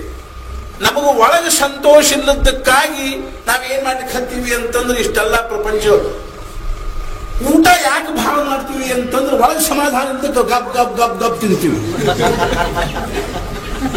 ಒಳಗೆ ಮನಸ್ಸು ಸಮಾಧಾನದ ಊಟ ಬಹಳ ಹೋಗೋದಿಲ್ಲ. ಖರೆ ಹೇಳಬೇಕು ಅಂದ್ರೆ ಒಂದು ಉದಾಹರಣೆ ಹೇಳ್ತೀನಿ. ಹೆಂಗೆ ಯುರೋಪದಲ್ಲಿ ಒಬ್ಬಾಕಿ ಥೆರೇಸಾ ನ್ಯೂಮೈನಾ ಅಂತ ಇರ್ಬೋದು. ಥೆರೇಸಾ ನ್ಯೂಮೈನಾ ಆಕಿ ಜನ್ಮತಃ ಮೂಕಿದ್ಲು. ಆದ್ರೆ ಯೇಸು ಕ್ರಿಸ್ತನ ಆರಾಧನಾ ಉಪಾಸನೆ ಮಾಡ್ತಿದ್ರು, ಭಕ್ತಿ ಮಾಡ್ತಿದ್ರು. ದಿನ ಯೇಸು ಕ್ರಿಸ್ತನ ಪೂಜಾ ಮಾಡೋದು ಎಲ್ಲ ಇದ್ರೊಳಗೂ ಏನಾಗ್ಯಾವ ಅಂದ್ರೆ ಭಕ್ತರಾಗಿ ಹೋಗ್ಯಾರ. ಯೇಸು ಕ್ರಿಸ್ತನನ್ನ ಅನನ್ಯವಾಗಿ ಭಕ್ತಿ ಮಾಡ್ತಾರೆ. ಅವನು ಪೂಜೆ ಮಾಡ್ಬೇಕು, ಅವನ ನೈವೇದ್ಯ ತೋರಿಸ್ಬೇಕು, ಅವನ ಉಪಾಸನ ಮಾಡ್ಬೇಕು. ಆಕೆ 25ನೇ ವರ್ಷಕ್ಕೆ ಬಾಯಿ ಬಂತು, ಮಾತಾಡ್ಲಿಕ್ಕೆ ಬಂತು. ಆಮೇಲೆ ಆಕೆ ಏನ್ ಮಾಡ್ಲಿಕ್ಕೆ ಹತ್ತು ಅಂದ್ರೆ, ಎಷ್ಟೇ ಅನನ್ಯವಾಗಿ ಅವನು ಪೂಜಿಸ್ಬೇಕು ಅಂತಂದ್ರೆ 25ನೇ ವರ್ಷದಿಂದ ಆಕೆ ಏನ್ ಮಾಡ್ಲಿಕ್ಕೆ ಹತ್ತು ಅಂತಂದ್ರೆ, ಮುಂಜಾನೆ ಸೂರ್ಯೋದಯ ಆಗಕ್ಕಿಂತ ಮುಂಚೆ ಯೇಸು ಕ್ರಿಸ್ತನ ಪೂಜೆ ಮಾಡ್ಬೇಕು. ಪೂಜೆ ಮಾಡಿ ಅವನೊಂದು ಟೋಸ್ಟ್ ಅಂದ್ರೆ ₹1 ಬ್ರೆಡ್ಡಿನ ತುಂಡು ಅವನ ನೈವೇದ್ಯ ತೋರಿಸು. ₹1 ಬ್ರೆಡ್ಡಿನ ತುಂಡು ನೈವೇದ್ಯ ತೋರಿಸಿ ಅದನ್ನಷ್ಟ ತಿನ್ಬೇಕು. ಮರುದಿವಸ ಆ ಸಮಯ ತನಕ ಬಾಯಾಗ ನೀರು ಹಾಕ್ತಿದ್ವಿ, ಏನೂ ತಿಂತಿದ್ದಿಲ್ಲ. ₹1 ಬೆಟ್ಟಿನ ತುಂಡು. ಹಿಂಗ 12 ವರ್ಷ ಇದ್ರಾಗ. ಆಮೇಲೆ ಆಕಿ ಅವಸ್ಥೆ ಹೆಂಗಾತು ಅಂತ ತಿಳ್ಕೊಂಡು ಕೇಳಿದ್ರ ಪ್ರತಿ ಶುಕ್ರವಾರ ದಿವಸ ಆಕಿ ಸಮಾಧಿ ಹತ್ತಿತ್ತು. ಆಕಿ ಹಿಂಗ ಸಮಾಧಿ ಹತ್ತಿದ ಕೂಡಲೇ ಏನಾಗ್ಬೇಕು ಅಂದ್ರೆ ಯೇಸು ಕ್ರಿಸ್ತಿಗೆ ಎಲ್ಲೆಲ್ಲಿ ಮಳಿ ಹೊಡೆದಿದ್ರು ಅಲ್ಲಿಂದ ರಕ್ತ ಹರಿಲಿಕ್ಕೆ ಹತ್ತು. ಎಲ್ಲೆಲ್ಲಿ ಆಕಿ ಆ ಯೇಸು ಕ್ರಿಸ್ತಿಗೆ ಮಳಿ ಹೊಡೆದಿದ್ರು ಅಲ್ಲಿಂದ ರಕ್ತ ಸುರಿಬೇಕು. ಎಷ್ಟು ರಕ್ತ ಸುರಿಬೇಕು ಅಂದ್ರೆ ಮುಂದೊಬ್ಬ ಫಾದರ್ ಅಂದ್ರ ಚರ್ಚಿನ ಒಬ್ಬ ಪಾದ್ರಿ ಆಕಿನ ಸಂರಕ್ಷಣೆ ಮಾಡ್ಲಿಕ್ಕೆ ಹತ್ತು. ಆಕಿ ಮ್ಯಾಲ ಸಮಾಧಿ ಹತ್ತಿದ ಕೂಡ ಆಕಿ ಮ್ಯಾಲ ಒಂದು ಶಾಲು, ಒಂದು ಬಿಳಿದ ಒಂದು ವಸ್ತ್ರ ಹೊದಿಸ್ಬೇಕು. ಆ ವಸ್ತ್ರ ಹಿಂಗೆ ಹಿಂಡಿದ್ರೆ ಸಾಧಾರಣ ಏನು ಅಂತಂದ್ರ ಒಂದು 2 ಲೀಟರ್ ರಕ್ತ ಹರಿಬೇಕು ಬರ್ಬೇಕಾದ್ರೆ. ಆಮೇಲೆ ಆಕಿದು ಮತ್ತೆ ಶುಕ್ರವಾರ ದಿವಸ ಸಮಾಧಿ ಇಳಿದ ಕೂಡ ಶನಿವಾರದಿಂದ ಮತ್ತೆ ಅವೆಲ್ಲ ಒಣಗಲಿಕ್ಕೆ ಹತ್ಬೇಕು. ನಿಮ್ಗೆ ಹೇಳಿ ಆಶ್ಚರ್ಯ ಅನಿಸ್ಬೋದು, ಯಾವ ಡಾಕ್ಟರಿಗೂ ತಿಳಿಲಿಲ್ಲ ಏನು ಅಂದ್ರ ಅವು ಗಾಯ ಆಗ್ತಾವೆ ಹೆಂಗ ಮಾಯ್ತಾವೆ ಹೆಂಗ. ಶುಕ್ರವಾರ ಸಂಜೆನಾಗ ಆಕಿ ಸಮಾಧಿ ಹತ್ತಿದ ಕೂಡಲೇ ಅಲ್ಲಿ ಗಾಯ ಆಗಿ ರಕ್ತ ಹರಿಲಿಕ್ಕೆ ಹತ್ಬೇಕು. ಶನಿವಾರ ದಿವಸ ಮುಂಜಾನೆ ಏನದ ಗಾಯ ಮಾಯಲಿಕ್ಕೆ ಶುರು ಆಗ್ಬೇಕು. ಶನಿವಾರ ದಿವಸ ಸಂಜೆ ತನಕ ಗಾಯ ಎಲ್ಲ ಮಾಯಬೇಕು. ಆಕಿನ್ನ ಒಬ್ಬರು ನಮ್ಮ ಭಾರತದಿಂದ ಪರಮಹಂಸ ಯೋಗಾನಂದನ ಅವ್ರು ಭೇಟಿ ಆಗಿದ್ರು. ಅವಾಗ ಅವ್ರೊಂದು ಮಾತು ಕೇಳಿದ್ರು. ಆಕಿ ಕೇಳಿದ್ರು, ನೀನು ಹಂಗ ಒಂದ ಟೋಸ್ಟ್ ತಿಂದು ಇದ್ದಿ ಹೆಂಗ ಅಂತ. ನೀನು ಬರೇ ಒಂದು ಸಣ್ಣ ಟೋಸ್ಟ್ ತಿಂದು ನೀ ಹೆಂಗ ಜೀವಂತಿದ್ದಿ. ಅದಕ್ಕೆ ಏನಂದ್ರು ಅಂದ್ರ ಅವಾಗ ಅವರೇ ಅಂದ್ರು, ಬೈಬಲ್ನೊಳಗ ಕ್ರಿಸ್ತ ಒಂದು ಮಾತು ಬರೆದದ್ದು ಬರೋಬ್ಬರಿ ಅದ. ಕ್ರಿಸ್ತ ಬೈಬಲ್ನಾಗ ಏನ್ ಬರ್ದಾನ ಅಂತಂದ್ರ ಮನುಷ್ಯ ಕೇವಲ ಅನ್ನ ತಿನ್ನೋದ್ರಿಂದ ಬದುಕಿರೋದಿಲ್ಲ, ಮತ್ತೆ ಎದರಲ್ಲೇ ಬದುಕ್ಯಾನಂದ್ರೆ ಭಗವಂತನ ಶಬ್ದಲ್ಲೇ ಬದುಕ್ಯಾನ. ನಾವು ಅನ್ನ ತಿನ್ನೋದ್ರಿಂದ ಬದುಕುವುದಾಗಿದ್ರ ನಾವು ಸಾಯಬಾರ್ದಾಗಿ. ಆದ್ರೆ ನಾವು ಜೀವಂತಿದ್ದೀವಿ ಎದರ ಮೇಲಿಂದ ಅಂತ ತಿಳ್ಕೊಂಡು ಕೇಳಿ ಭಗವಂತನ ಸತ್ತಾದಿಂದ ಜೀವಂತಿದ್ದೀವಿ. ಭಗವಂತ ನಮ್ಮಲ್ಲಿ ಇವತ್ತು ಜೀವಂತ ಇರ್ತಾನಂತ ತಿಳ್ಕೊಂಡು ಜೀವಂತಿದ್ದೀವಿ ಹೊರತು ನಾವು ಬರೇ ಊಟ ಮಾಡ್ತೀವಿ ಅಥವಾ ಹವಾ ತಗೋತೀವಿ ಅಂತ ಜೀವಂತಿದ್ದೀವಿ ಏನ್ರಿ. ಹೆಣದ ಮೂಲಾಗೂ ಹವಾ ಹೋಗಿ ಬರ್ತಿರ್ತದ, ಅದು ಜೀವಂತ ಆಗ್ಬೇಕಾಗಿತ್ತು. ಅಥವಾ ಅದಕ್ಕೆ ನೀರು ಕುಡಿಸಿದ್ರೆ ಜೀವಂತ ಆಗ್ತದ, ಏನಾದ್ರು ಹೊಟ್ಟೆಗೆ ಏನಾದ್ರು ಅನ್ನ ಹಾಕಿದ್ರೆ ಜೀವಂತ ಆಗ್ತದನ? ಹಂಗಾರೆ ಆಗಂಗಿಲ್ಲ ಏನ್ರಿ ಅಂದ್ರೆ ಆಗ್ತಾವ. ಉದಾಹರಣೆ ಹೇಳ್ತೀನಿ. ಮಹಾರಾಜರು ಬಿದರಳ್ಳಿ ಒಳಗೆ ಏನ್ ಮಾಡಿದ್ರು ಅಂದ್ರೆ ಒಂದು 13 ಕೋಟಿ ಬ್ರಹ್ಮಾನಂದ ಮಹಾರಾಜರು ಶಿಷ್ಯರು. ಮುಂದೆ ಚರಿತ್ರೆ ಬರ್ತದೆ, ಅದ್ರ ಬರೇ ಮುಂದೆ ಬರ್ತದ ಅಂತ ಕತ್ತಿಲ್ಲ, ಬರುದು ಯಾವಾಗ ಅಂತ ಕೆಲವು ಆದ್ರೆ ಆ ದಿವಸ ಬಂದಾಗ ಬರ್ತದೆ. ನಾವರೇ ಏನ್ ಮಾಡೋದು, ಈ ದಿವಸ ಏನ್ ಬಂದದ ಇವತ್ತು ಹೇಳ್ತೀವಿ. ಬಿದರಳ್ಳಿ ಅಂತ ತಿಳ್ಕೊಂಡು ಏನು ಒಂದು ಊರದ ಇಲ್ಲಿ ಶಿರಹಟ್ಟಿಯಿಂದ ಮುಂದೆ, ಅಲ್ಲೇ ಬ್ರಹ್ಮಾನಂದ ಮಹಾರಾಜರು 13 ಕೋಟಿ ಜಪ ಮಾಡಿ ಶಾಂತ ಮಾಡಿಸಿ ದೊಡ್ಡ ಉತ್ಸವ ಆತ್ರಿ. ಆ ಉತ್ಸವಕ್ಕೆ ಮಹಾರಾಜರು ಬಂದಿದ್ರು. ಮಹಾರಾಜ ಅಲ್ಲಿ ಆಗಿರೋ ಅನ್ನದಾನವನ್ನು ನೋಡಿ 100 ಜನ ಅಡಿಗೆಯವರು 24 ತಾಸು ಅಡಿಗೆ ಮಾಡಿದ್ರು. ಮಹಾರಾಜರು ಅಲ್ಲಿ ಆಗಿರೋ ಅನ್ನದಾನ ನೋಡಿ ಆಶ್ಚರ್ಯಪಟ್ಟು ಅವಾಗ ಅವರೊಂದು ಮಾತು ಹೇಳಿದ್ರು, ಗೊಂದಾವಲಿ ಹೋದ ಬಳಕ ಎಲ್ಲಾರು ಬರೇ ಏನಂತಾರಂದ್ರೆ ಗೊಂದಾವಲೇಕರ್ ಮಹಾರಾಜರು ಅನ್ನದಾನ ಮಾಡ್ತಾರ ಅಂತ ತಿಳ್ಕೊಂಡು ಅಂತಾರ ಖರೆ. ಆದ್ರೆ ಬ್ರಹ್ಮಾನಂದ ಮಹಾರಾಜರು, ಬ್ರಹ್ಮಾನಂದ ಬುವ ನನ್ನ ಶಿಷ್ಯ, ಬಿದರಳ್ಳಿ ಒಳಗೆ ಮಾಡಿರೋ ಅನ್ನದಾನವನ್ನು ನೋಡಿದ್ರೆ ನನಗೆ ಏನಿಸ್ತದ, ನನಗಿಂತ ಮುಂದೆ ಹೋದ ಅಂತ ನಾನು ಮೀರಿಸ್ಬಿಟ್ಟ ಅಂತ ತಿಳ್ಕೊಂಡು ನನಗೆ ಇಂಥ ಅನ್ನದಾನ ಮಾಡಿ. ಅಲ್ಲಿ ಮಜಾ ಏನಾಯ್ತು ಅಂದ್ರೆ ಒಂದು ದಿವಸ ಎಲ್ಲ ಅಡಿಗೆ ಅರ್ಥಾತ್ ನೈವೇದ್ಯ ಆಗಿದೆ, 1000 ಮಂದಿ ಊಟಕ್ಕೆ ಕೂತಾರ. ಅಷ್ಟೊತ್ತಿಗೆ ಏನಾಯ್ತು ಅಂದ್ರೆ ಅಲ್ಲಿ ಸಣ್ಣ ಊರಿ, ಆ ಊರಾಗ ಒಂದು ಮನ್ಯಾಗ ಒಂದು ಮುದಿಕ್ ಸಾಕ್ತು. ಅಗದಿ ಆ ಇದ್ರೊಳಗೆ ಇರ್ತಕ್ಕಂಥವ್ರ ಆ ಉತ್ಸವದೊಳಗೆ ಇರ್ತಕ್ಕಂಥವ್ರ ಮನ್ಯಾಗ ಮುದಿಕ್ ಸಾಕ್ತು. ಅವ್ರು ಗಾಬರಿಯಾಗಿ ಬಂದು ಏನ್ ಮಾಡ್ಬಿಟ್ರು ಅಂದ್ರೆ ಮುದಿಕ್ ಸಾಕ್ತದ್ರಿ ಅಂತ. ಇನ್ನೇನ್ ಮಾಡ್ಬೇಕು, ಊಟ ಕೂಡಿಸ್ಬೇಕು ಬಿಡಿಸ್ಬೇಕು, ದೊಡ್ಡ ಮಂಟನ್ನು ಮುದುಕಿ. ಬ್ರಹ್ಮಾನಂದ ಮಹಾರಾಜನ ಶುದ್ಧಿ ಬಂದ್ ಕೂಡ ಅವ್ರಂದ್ರು, ಹಾಗೆ ಸತ್ತದು ಮಹಾರಾಜ ಹೇಳದೆ ಹೆಂಗ್ ಹೋಗ್ತದ ನೋಡು ನಡಿ ಅಂತಂದ್ರು. ಹೋಗೋದಾಗ ಮುದುಕಿ ಸಾಕ್ ಬಿದ್ದಿತ್ತು. ಹೋಗೋಗ್ತಾ ಏನಂದ್ರು, ಒಂದ್ ಸ್ವಲ್ಪ ಮೊಸರು ಅನ್ನ ತಗೊಳ್ರಿ ಅಂತಂದ್ರು. ಸ್ವಲ್ಪ ಮೊಸರು ಅನ್ನ ಕಲಿಸಿ ತಗೊಂಡ್ ನಡ್ರಿ ಅಂತ ತಗೊಂಡು ಹೋದ್ರು. ಮಹಾರಾಜರು ಪಾದ ತೊಳೆದು, ಬ್ರಹ್ಮಾನಂದ ಮಹಾರಾಜ ಪಾದ ತೊಳೆದು ಆ ಪಾದೋದಕ್ ತಗೊಂಡು ತೀರ್ಥ ತಗೊಂಡು ಹೋಗಿ ನೋಡಿದ್ರು ಮುದುಕಿ ಸತ್ತು ಬಿದ್ದಿತ್ತು. ಅವ್ರಂದ್ರು ಮಹಾರಾಜ ಹೇಳಿದ್ರೆ ಹೆಂಗ್ ಹೋಗ್ಲಿಕ್ಕೆ ಇಂಥ ಉತ್ಸವದಾಗ ಅಂದವ್ರು ಏನ್ ಮಾಡಿದ್ರು ಅಂತಂದ್ರ ಆಕಿ ಬಾಯಾಗ ನೀರ್ ಹಾಕಿ ತೀರ್ಥ ಹಾಕಿದ್ರು. ತೀರ್ಥ ಹಾಕಿ 3 ಸಲ ಜೋರ್ಲೆ ಒದರಿದ ಕೂಡಲೇ ಮುದುಕಿ ಕಾಣ್ತದ ಅಂತ ಎದ್ದು ಕೂತ್ರು. ಮುದುಕಿ ಎದ್ದು ಕೂತ್ಕೊಳ್ಳೆ ಬ್ರಹ್ಮಾನಂದ ಮಹಾರಾಜರು ಏನಂದ್ರು, ಒಂದು ಮೊಸರು ಅನ್ನ ಉಳಿಸೋರು ಅಂದ ಕೂಡಲೇ ಅವ್ರು ಮೊಸರು ಅನ್ನ ಕಲಿಸಿ ಬಾಯಾಗಿಟ್ಟು ಮುದುಕಿ ಏನಂತ ಉಪ್ಪು ಹಾಕಿಲ್ಲ ಇದಕ್ಕಂತ.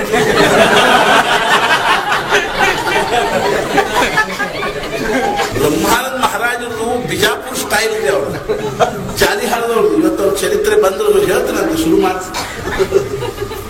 ಬಿಜಾಪುರಿ ಭಾಷೆದಾಗ ಒಂದು ಮಾತು ಇದೆ. ಇದಕ್ಕೆ ಏನಂತಾರ ಅಂತಂದ್ರ, ಇವು ಹೆಂಗಾಗ್ತಾವ ಅಂತಂದ್ರ ಈ ಪಾರ್ಲಿಮೆಂಟರಿ ಶಬ್ದ ಅಲ್ಲ, ಸಭಾದೊಳಗೆ ಅನ್ನೋ ಶಬ್ದ ಅಲ್ಲ, ಆದ್ರೂ ಸತ್ಪುರುಷರ ಶಬ್ದವಲ್ಲ. ಉದಾಹರಣೆ ಶಾಲೆ ಕೂತಾಳ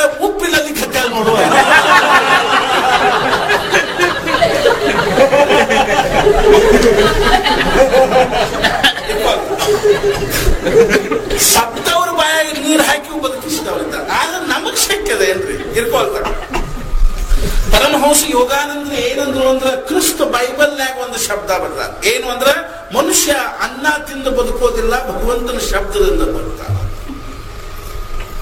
ಆ ಹೆಣ್ಮಗಳು 12 ವರ್ಷ ಏನಿತ್ತು ಅಂತಂದ್ರೆ ಬರೀ ಒಂದು ಟೋಸ್ಟ್ ತಿನ್ಕೊಂಡಿದ್ರು. ನಾ ಯಾಕೆ ಹೇಳಿಕ್ ಹತ್ತೀನಿ ಅಂದ್ರೆ ಭಗವಂತನ ನಾಮಸ್ಮರಣೆ ಮಾಡ್ಲಿಕ್ಕೆ ಹತ್ತೀವಿ ಅಂದ್ರೆ ಒಳಗೆ ಸಮಾಧಾನ ಅನಿಸ್ಲಿಕ್ಕೆ ಹತ್ತೀವಿ ಅಂದ್ರೆ ಊಟ ಬಹಳ ಹೋಗೋದು. ಹಪಾಪ್ಸ್ಕೊಂಡಿರ್ತೀವಿ ನಾವು, ಸಮಾಧಾನ ಇರಂಗಿಲ್ಲ ಅಂತ ತಿಳ್ಕೊಂಡು ಅಂದ್ರೆ ಜಗ್ಗ ತಿಂತೀವಿ ತಿಂದರೆ ಸಮಾಧಾನ ಮಾಡ್ಕೋಬಹುದು. ಕಲ್ಕತ್ತಾದಲ್ಲಿ ಒಬ್ಬ ಹೆಣ್ಮಗಳಾಗಿ ಹೋಗಿ ಆಕೆಗೆ ನಿರಾಹಾರಿ ಯೋಗಿನಿ ಅಂತ ಅಂತಾರೆ. ಸಣ್ಣ ಹುಡುಗಿದ್ಲಕ್ಕೆ ಇನ್ನೂ ತಾಯಿ ಮನೆಯಾಗಿದ್ಲು. 12 ವರ್ಷದ ಹುಡುಗಿ, ಭಯಂಕರ ತಿಂತಿತ್ತು. ತಿನ್ನಿಸ್ಬೇಕು ಹುಡುಗಿದ್ಲೆ. ಮುಂಜಾನೆ ಸಂತರ್ಕ ಬರೀ ತಿನ್ಕೋತನ ಇರುವುದು. ಮನ್ಯಾಗ ಒಬ್ಬ ಅಪ್ಪ ಬೈದ್ ಹಾಕು, ಏನ್ ಹುಡುಗಿದ್ದೀನಿ ಬರೀ ತಿಂತಿಲ್ಲ. ನಾ ಗಂಡನ ಮನೆಗೆ ಹೋದಿ ಅಂದ್ರೆ ಬರೀ ಹಿಂಗ್ ತಿನ್ಕೋತ ಕೂತ್ರ ಮನ್ಯಾಗ ಅತ್ತಿ ಮನ್ಯಾಗ ಕೇಳ್ತಾರೆ ಏನ್ ತಿಂತಿ ಅಂತ ಬೈತಿದ್ರು. ಆ ಹುಡುಗಿ ಬಹಳ ಬೇಜಾರಾಗ್ತಿದ್ರು. ಬರೀ ತಿನ್ಬೇಕು ಅನಿಸ್ಬೇಕು. ಅವ್ರು ಇತ್ಲಾಗಿಂದ ಬರೋದು ಪುಠಾಣಿ ತಿನ್ನೋದು, ಅತ್ಲಾಗಿಂದ ಬರೋದು ಶಾಂಕ ತಿನ್ನೋದು, ಇತ್ಲಾಗಿಂದ ಬರೋದು ಮತ್ತೇನ ತಿನ್ನೋದು. ಮನ್ಯಾಗ ನೀವು ಎಲ್ಲಾ ತಿಂತಿರ್ತಾವ ಕೆಲವು. 10 ಜ್ವಾಳ ಹಿಟ್ಟು ಗೋಧಿ ಹಿಟ್ಟು ಹೇಳ್ಬಿಟ್ಟು ಉಳಿದೆಲ್ಲ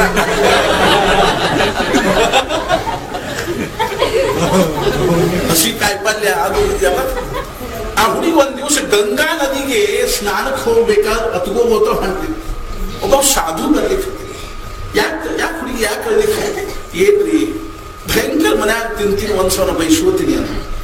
ಆ ಸಾಧುಗಾಕಿ ಬಗ್ಗೆ ದಯಾ ಜೀವನದೊಳಗೆ ಹೆಂಗರೆ ಯಾಕಾಗುವಲ್ತಾಕ ಒಬ್ಬ ಸತ್ಪುರುಷನ ಭೇಟಿ ಆದ್ರು ಅಂತಂದ್ರ ಜೀವನದ ಗತಿ ಉತ್ತಮ ಆಗ್ತದೆ. ಭಗವಂತನ ಮಾರ್ಗಕ್ಕೆ ಹತ್ತಿದ್ರು ಅಂತ ಅರ್ಥ.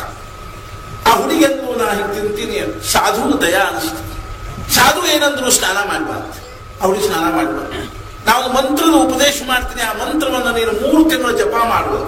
ಮಾಡ್ತಿದ್ವಿ ಅದು ಅವ್ರೊಂದು ಮಂತ್ರದ ಉಪದೇಶ ಮಾಡಿ ಆ ಹುಡುಗಿ 3 ತಿಂಗಳು ಜಪ ಮಾಡಿ. ನಿಮ್ಗೆ ಏನು ಆಶ್ಚರ್ಯ ಅನಿಸ್ಬೋದು, ಎಂದ ಜಪ ಮುಗೀತು ಅಂದಿನಿಂದ ತನ್ನ ಆಯುಷ್ಯದ ಕೊನೆಯ ಉಸಿರಿರೋವರೆಗೂ ಆ ಹುಡುಗಿ ಏನ್ ಮಾಡಿಲ್ಲ, ಬ್ಯಾಗ್ ಒಂದು ಹನಿ ನೀರು ಹಾಕಿದ್ರು. 42 ವರ್ಷ ಆಕೆ ಏನ್ ಮಾಡಿ, ಆಕೆ ಚಿತ್ರದ ಆಟೋಬಯೋಗ್ರಫಿ ಆಫ್ ಯೋಗಿ ಪುಸ್ತಕ ನೋಡಿದ ಅಗ್ದಿ ಹಿಂಗಿದ್ದ ಹೆಣ್ಮಗಳು. 45-50 ವರ್ಷ ಆಕೆ ಏನ್ ಮಾಡಿಲ್ಲ ಅಂದ್ರೆ ಬ್ಯಾಗ್ ಒಂದು ಹನಿ ನೀರಿಲ್ಲ, ಒಂದು ಅನ್ನದ ಕಳ. ಯಾವ ಸಾಮರ್ಥ್ಯ ಇಲ್ಲೇ ಬದುಕಿದ್ರು, ಯಾವ ಸಾಮರ್ಥ್ಯದ ಜೀವಂತಿದ್ಲು. ಒಂದ್ ದಿವಸ ಗುರುದೇವರ ಆನಡೆ ನಾ ಹೇಳ್ತಿಲ್ಲ ಪ್ರವಚನದಾಗ, ಅವರು ಮತ್ತು ಮಹಾರಾಜರ ಚರಿತ್ರೆ ಬರೆದಿರೋ ಬೆಲ್ಸರೆ ಜೊತೆಗೆ ಊಟ ಕೂತಿದ್ರು. ಗುರುದೇವರ ಆನಡೆ ಊಟದ ಎಷ್ಟು ಅಂದ್ರೆ ಒಂದು ಗಿದ್ದ ಭಾಕ್ರಿ ಒಂದು ತುತ್ತ ಅನ್ನ. ಅವಾಗ ಬೆಲ್ಸರೆ ಅವರು ಅವ್ರನ್ನ ಕೇಳಿದ್ರು, ರಾಮ್ಭಾವ್ ಅವ್ರ ಹೆಸರು ರಾಮ್ಭಾವ್, आपण एवढे जेवणावर कसे जगता, ಇಷ್ಟ ಅನ್ನ ಉಂಡು ಇಷ್ಟ ಊಟ ಮಾಡಿ ನೀವು ಹೆಂಗ್ ಬದುಕಿದೀರಿ ಅಂತ. ಅವಾಗ ಗುರುದೇವ್ ರಾಮದೇವ್ರು ಹೇಳಿದ್ರು, ನಮಗೆ ತಿಳಿಯೋ ಶಬ್ದ ಅಲ್ವೇ ಅದು, ನಮಗದು ಕಲ್ಪನಾನ ಇಲ್ಲ, ನಮ್ ಕಲ್ಪನಾ ಬೇರೆ ಅದು ಹೇಳ್ತೀನಿ. ಅವಾಗ ಅವ್ರು ಏನಂದ್ರು, ಕೇಶವರಾವ್ ಐ ಡ್ರಿಂಕ್ ನೆಕ್ಟಾರ್ ಅಂತ ಹೇಳಿ, ನಾನು ಅಮೃತ ಕುಡಿತೀನಿ ಅಮೃತ ಅಂತ. ನಾನು ಹೇಳಿದ್ದೆ ಒಂದು ದಿವಸ ರಾಮಾಯಣದೊಳಗೆ ಲಕ್ಷ್ಮಣನ ಬದುಕಿಸಿದ ಬಳಕ ಆ ಚರಟ ಒಗದ್ರಲ್ಲ ರಾಮ, ಅವಾಗ ಆ ಚರಟ ಅಳ್ಳಿಕ್ ಹತ್ತಿವ್. ಅವಾಗ ರಾಮಂದ ಯಾರು ಅಳ್ಳಿಕ್ ಹತ್ತೀರಿ, ಆ ಚರಟ ಅಂತೂ ನಾ ಅಳ್ಳಿಕ್ ಹತ್ತೀನಿ. ಯಾಕ ಅಲ್ಪ ರಾಮ, ನನ್ನೊಳಗಿನ ಸಂಜೀವನಿ ತಗೊಂಡು ನೀನೇನ್ ಮಾಡ್ಬಿಟ್ಟೆ, ನಿನ್ನ ತಮ್ಮನ ಬದುಕಿಸ್ಕೊಂಡಿ ನನ್ನ ಜೀವನ ವ್ಯರ್ಥ ಮಾಡಿಬಿಟ್ಟು ನಾನು ಒಗದ್ ಬಿಟ್ಟು ಹಿಂಗ. ಅವಾಗ ರಾಮಗ ದಯಾ ಅನಿಸ್ತು. ರಾಮಂದ, ಹೇ ಚರಟೆ, ನಿನ್ನ ಜೀವನ ಸಾರ್ಥಕ ಮಾಡ್ತೀನಿ ನಾನು ಅಂದ. ಹೆಂಗ ಅಂದ, ಕಲಿಯುವುದೊಳಗೆ ನೀನು ಚಹಾ ಆಗಿಬಿಟ್ಟಿ ಬಾ. ಅದ ಅಮೃತ, ಏನ್ ಅಮೃತ ಆಗಿದೆ, ಚಹಾ ಸಾರು ಏನ್ ಅಮೃತ ಆಗಿದೆ. ಅಮೃತ ಇವ್ ನೋಡಿದ್ರಿ, ಇವ್ರ ಅಪ್ಪ ನೋಡಿದ್ರಿ, ಇವ್ರ ಅಪ್ಪ ನೋಡಿದ್ರಿ.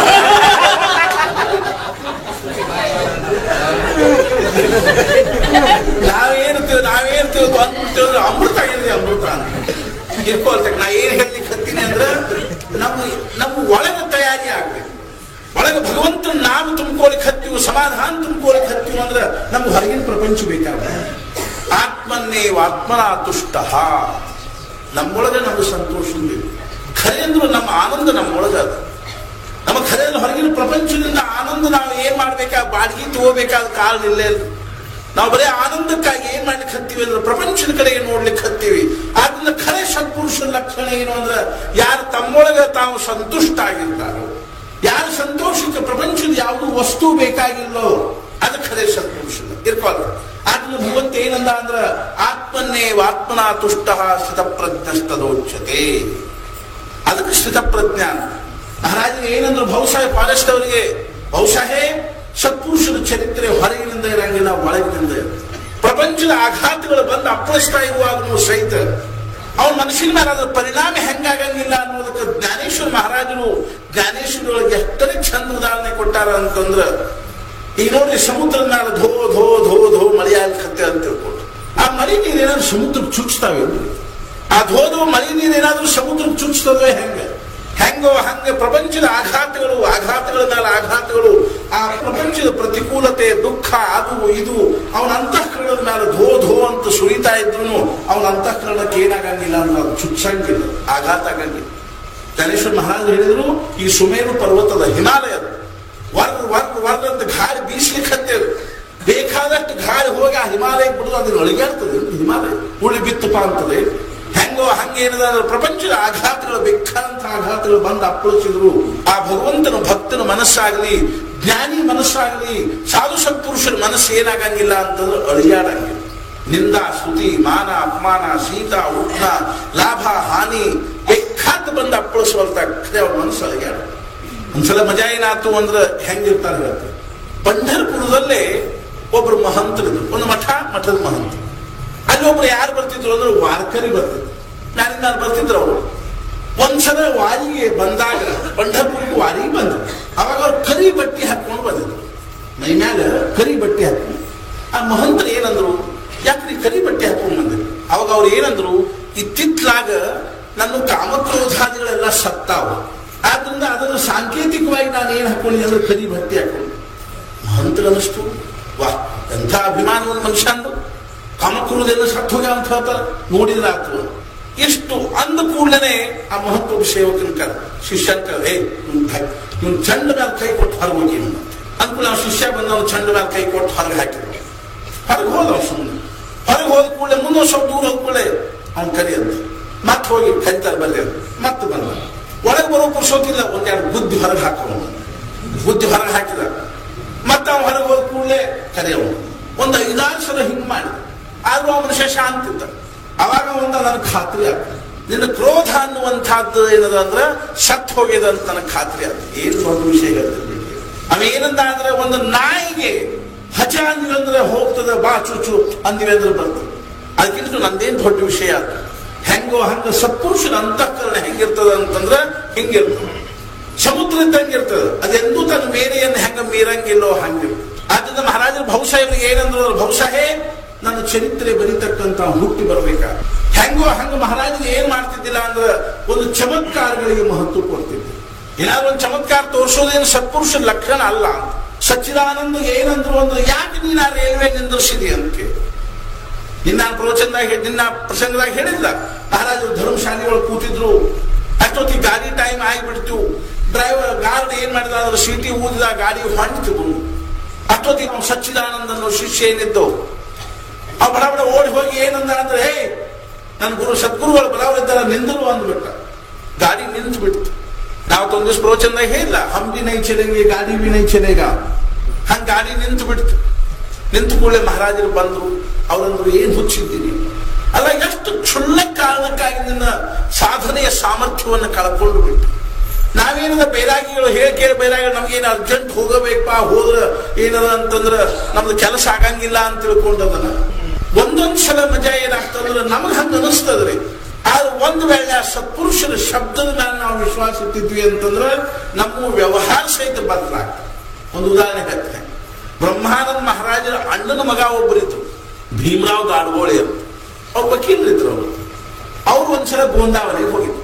4 ದಿವಸ ಇದ್ದು ಅವತ್ತೊಂದು ದಿವಸ ಮಹಾರಾಜನಿಗೆ, ಮಹಾರಾಜ್ ಇವತ್ತು ನಾ ಗದಿಗೆ ಹೋಗ್ಬೇಕು ಅಂತ.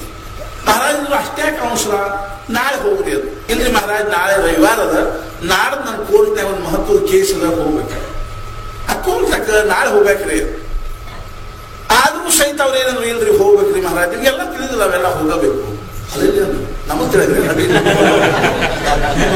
ಸತ್ಪುರುಷದ ಒಂದು ಲಕ್ಷಣ ಏನಿರ್ತ ಅಂತಂದ್ರ, ಒಂದು ಮಾತು ಹೇಳಿದ್ರು ಒಂದು ನಾವು ಹೂ ಅಂದ್ಬಿಡ್ಬೇಕು. ನಾವ್ ಅದಕ್ಕೆ ಮತ್ತೊಂದೇನಾರ ಅಡ್ಡ ಹಚ್ಚಿದ ಕೂಡ ಅವ್ರು ನಮ್ಮಂಗ ಹೂ ಅಂತಾರ. ಆಮೇಲೆ ಫಜಿತ ನಾವೇನಾರ ಅಡ್ಡ ಹಚ್ಚಿದ್ವಿ ಅಂದ್ರೆ ಆಮೇಲೆ ನಮ್ಮಂಗ ಹೂ ಅಂದ್ಬಿಡ್ತಾರ. ಆಮೇಲೆ ಮುಂದಿನ ಜವಾಬ್ದಾರಿ ನಾವ್ ಆಗ್ತೀವಿ. ಮೊದಲೇ ಸಲ ಏನು ಹೂ ಅಂದಿರ್ತಾರೋ ತಮ್ಮ ಮೇಲೆ ಜವಾಬ್ದಾರಿ ತಗೊಂಡು ಅಂದಿರ್ತಾರ. ಅದಕ್ಕೆ ನಾವೇನಾದ್ರು ಅಡ್ಡ ಹಚ್ಚಿ ಮಹಾರಾಜ ಅದು ಹಂಗ್ ಮಾಡಿದ್ ಹಿಂಗಾಗೋದ್ರಿ, ಹಿಂಗ್ ಮಾಡಿದ್ ಹಂಗ ಹಂಗ ಹೊಡಿ ಅಂತ ಆಮೇಲೆ ಬಂದು ಓಡಾಡ್ತೀವಿ ಮಹಾರಾಜ ಹಂಗ ನಾ ಹೇಳಿದ್ದೀನಿ ಮುಂಚೆ ಹೆಂಗೋ ಹಂಗ ಮಹಾರಾಜ ಅಂದ್ರು ಆಯ್ತು ಹಂಗ ಮಾಡ. ರಾತ್ರಿ ಅವ್ರು 10 ಗಂಟೆಗೆ ಚಕಡಿ ತಗೊಂಡು ಹೋಗ್ಬೇಕ್ರಿ ಅಲ್ಲಿಂದ ಕೋರೆಗಾಂವ್. ಚಕಡಿ ಎಲ್ಲ ಸಜ್ಜು ಮಾಡಿದ್ರು, ಬಾಡಿಗೆ ಚಕಡಿ ಹೂಡಿದ್ರು, ಹುಡ್ಸಿದ್ರು, ತಮ್ಮ ಸಾಮಾನೆಲ್ಲ ಒಯ್ದಿಟ್ರು. ಇಟ್ಟು 10-10:30 ಹೊಡೆದಿತ್ತು. ಮಹಾರಾಜ ಬಂದು ನಮಸ್ಕಾರ ಮಾಡಿ ಮಹಾರಾಜ ಹೋಗ್ಬಿಡ್ತಂತೆ. ಹೋಗುದಂತೂ ಆಗ್ಬಿಟ್ಟಿತ್ತ. ಮಹಾರಾಜರು ಆಗಲ್ಲ ಬಂದು ಹೊರಗಡ ಏನದ ಚಕಡ್ಯಾಗ ಕೂತ್ರು. ಚಕಡಿ ಹೊಡ್ಯ ಸುರು ಹೊಡೆದ. 11 ಆತ್ 12 ಆತ್ 1-1:30 ಹೊಡೆದಿತ್ತು. ಗಾಡಿ ಹೊಂಟದ. ಇವರು ಮಲ್ಕೊಂಡ್ಬಿಟ್ಟಾರ. ಭೀಮರಾವ್ ಕಾರಗೋಳಿ ಅವರು ಅಗ್ದಿ ಆರಾಮ್ಸೆ ಹಾಸಿಗೆ ಮಲ್ಕೊಂಡೇ ಬಿಟ್ಟಿದೆ. ಯಾಕಂದ್ರೆ 7-8 ತಾಸು ಹಿಡಿತು. ಮುಂಜಾನೆ 9ಕ್ಕೆ ಟ್ರೈನ್ ಅಲ್ಲಿಂದ. ಆಮೇಲೆ ಅವನು ಸಹಿತ ತುಕ್ಕಡಿ ಶಿವತ ಕೂತು ಆ ಕಳಗಕ್ಕೆ ಏನದ ಅವನ ಇದನ್ನ ಹಾಕಿಬಿಟ್ಟ. ಹಗ್ಗ ಇದ್ದು ಎತ್ಕೊಳ್ದು ಹಗ್ಗ ಹಾಕಿ ಅವನು ಕೂತು ಬಿಟ್ಟ. ತುಕ್ಕಡಿ ಶಿವ ಅವನು ಮಲ್ಕೊಂಡೇ ಬಿಟ್ಟ ಸಾಧಾರಣ. ಅದು ರಾತ್ರಿ 1-1:30 ಏನಾಗ್ಬಿಟ್ಟದ, ಒಂದು ತ್ವಾಳ ಏನೋ ಒಂದು ನರಿನ ಹೀಗೆ ಅಡ್ಡ ಹೋಗ್ಬಿಟ್ಟದ ಆ ಚಕಡಿ ಮುಂದೆ. ಅಡ್ಡ ಹೋಗಿ ಕೂಡಲೇ ಅವು ಎತ್ತು ಹೆದರಿ ಹೊಳಿ ಬಿಟ್ಟವು. ಹೊಳಿ ಮತ್ತೆ ಹೊಂಟು ಬಿಟ್ಟವು. ಇಬ್ಬರಿಗೂ ಕಣತಲ್ಲಿ ಹಚ್ಚಿಬಿಟ್ಟದ. ಮುಂಜಾನೆ ಚುಮ್ಮು ಬೆಳಕು ಕಣ್ ತೆಗೆದು ನೋಡ್ತಾರೆ ಗೊಂದಾವಲೆ.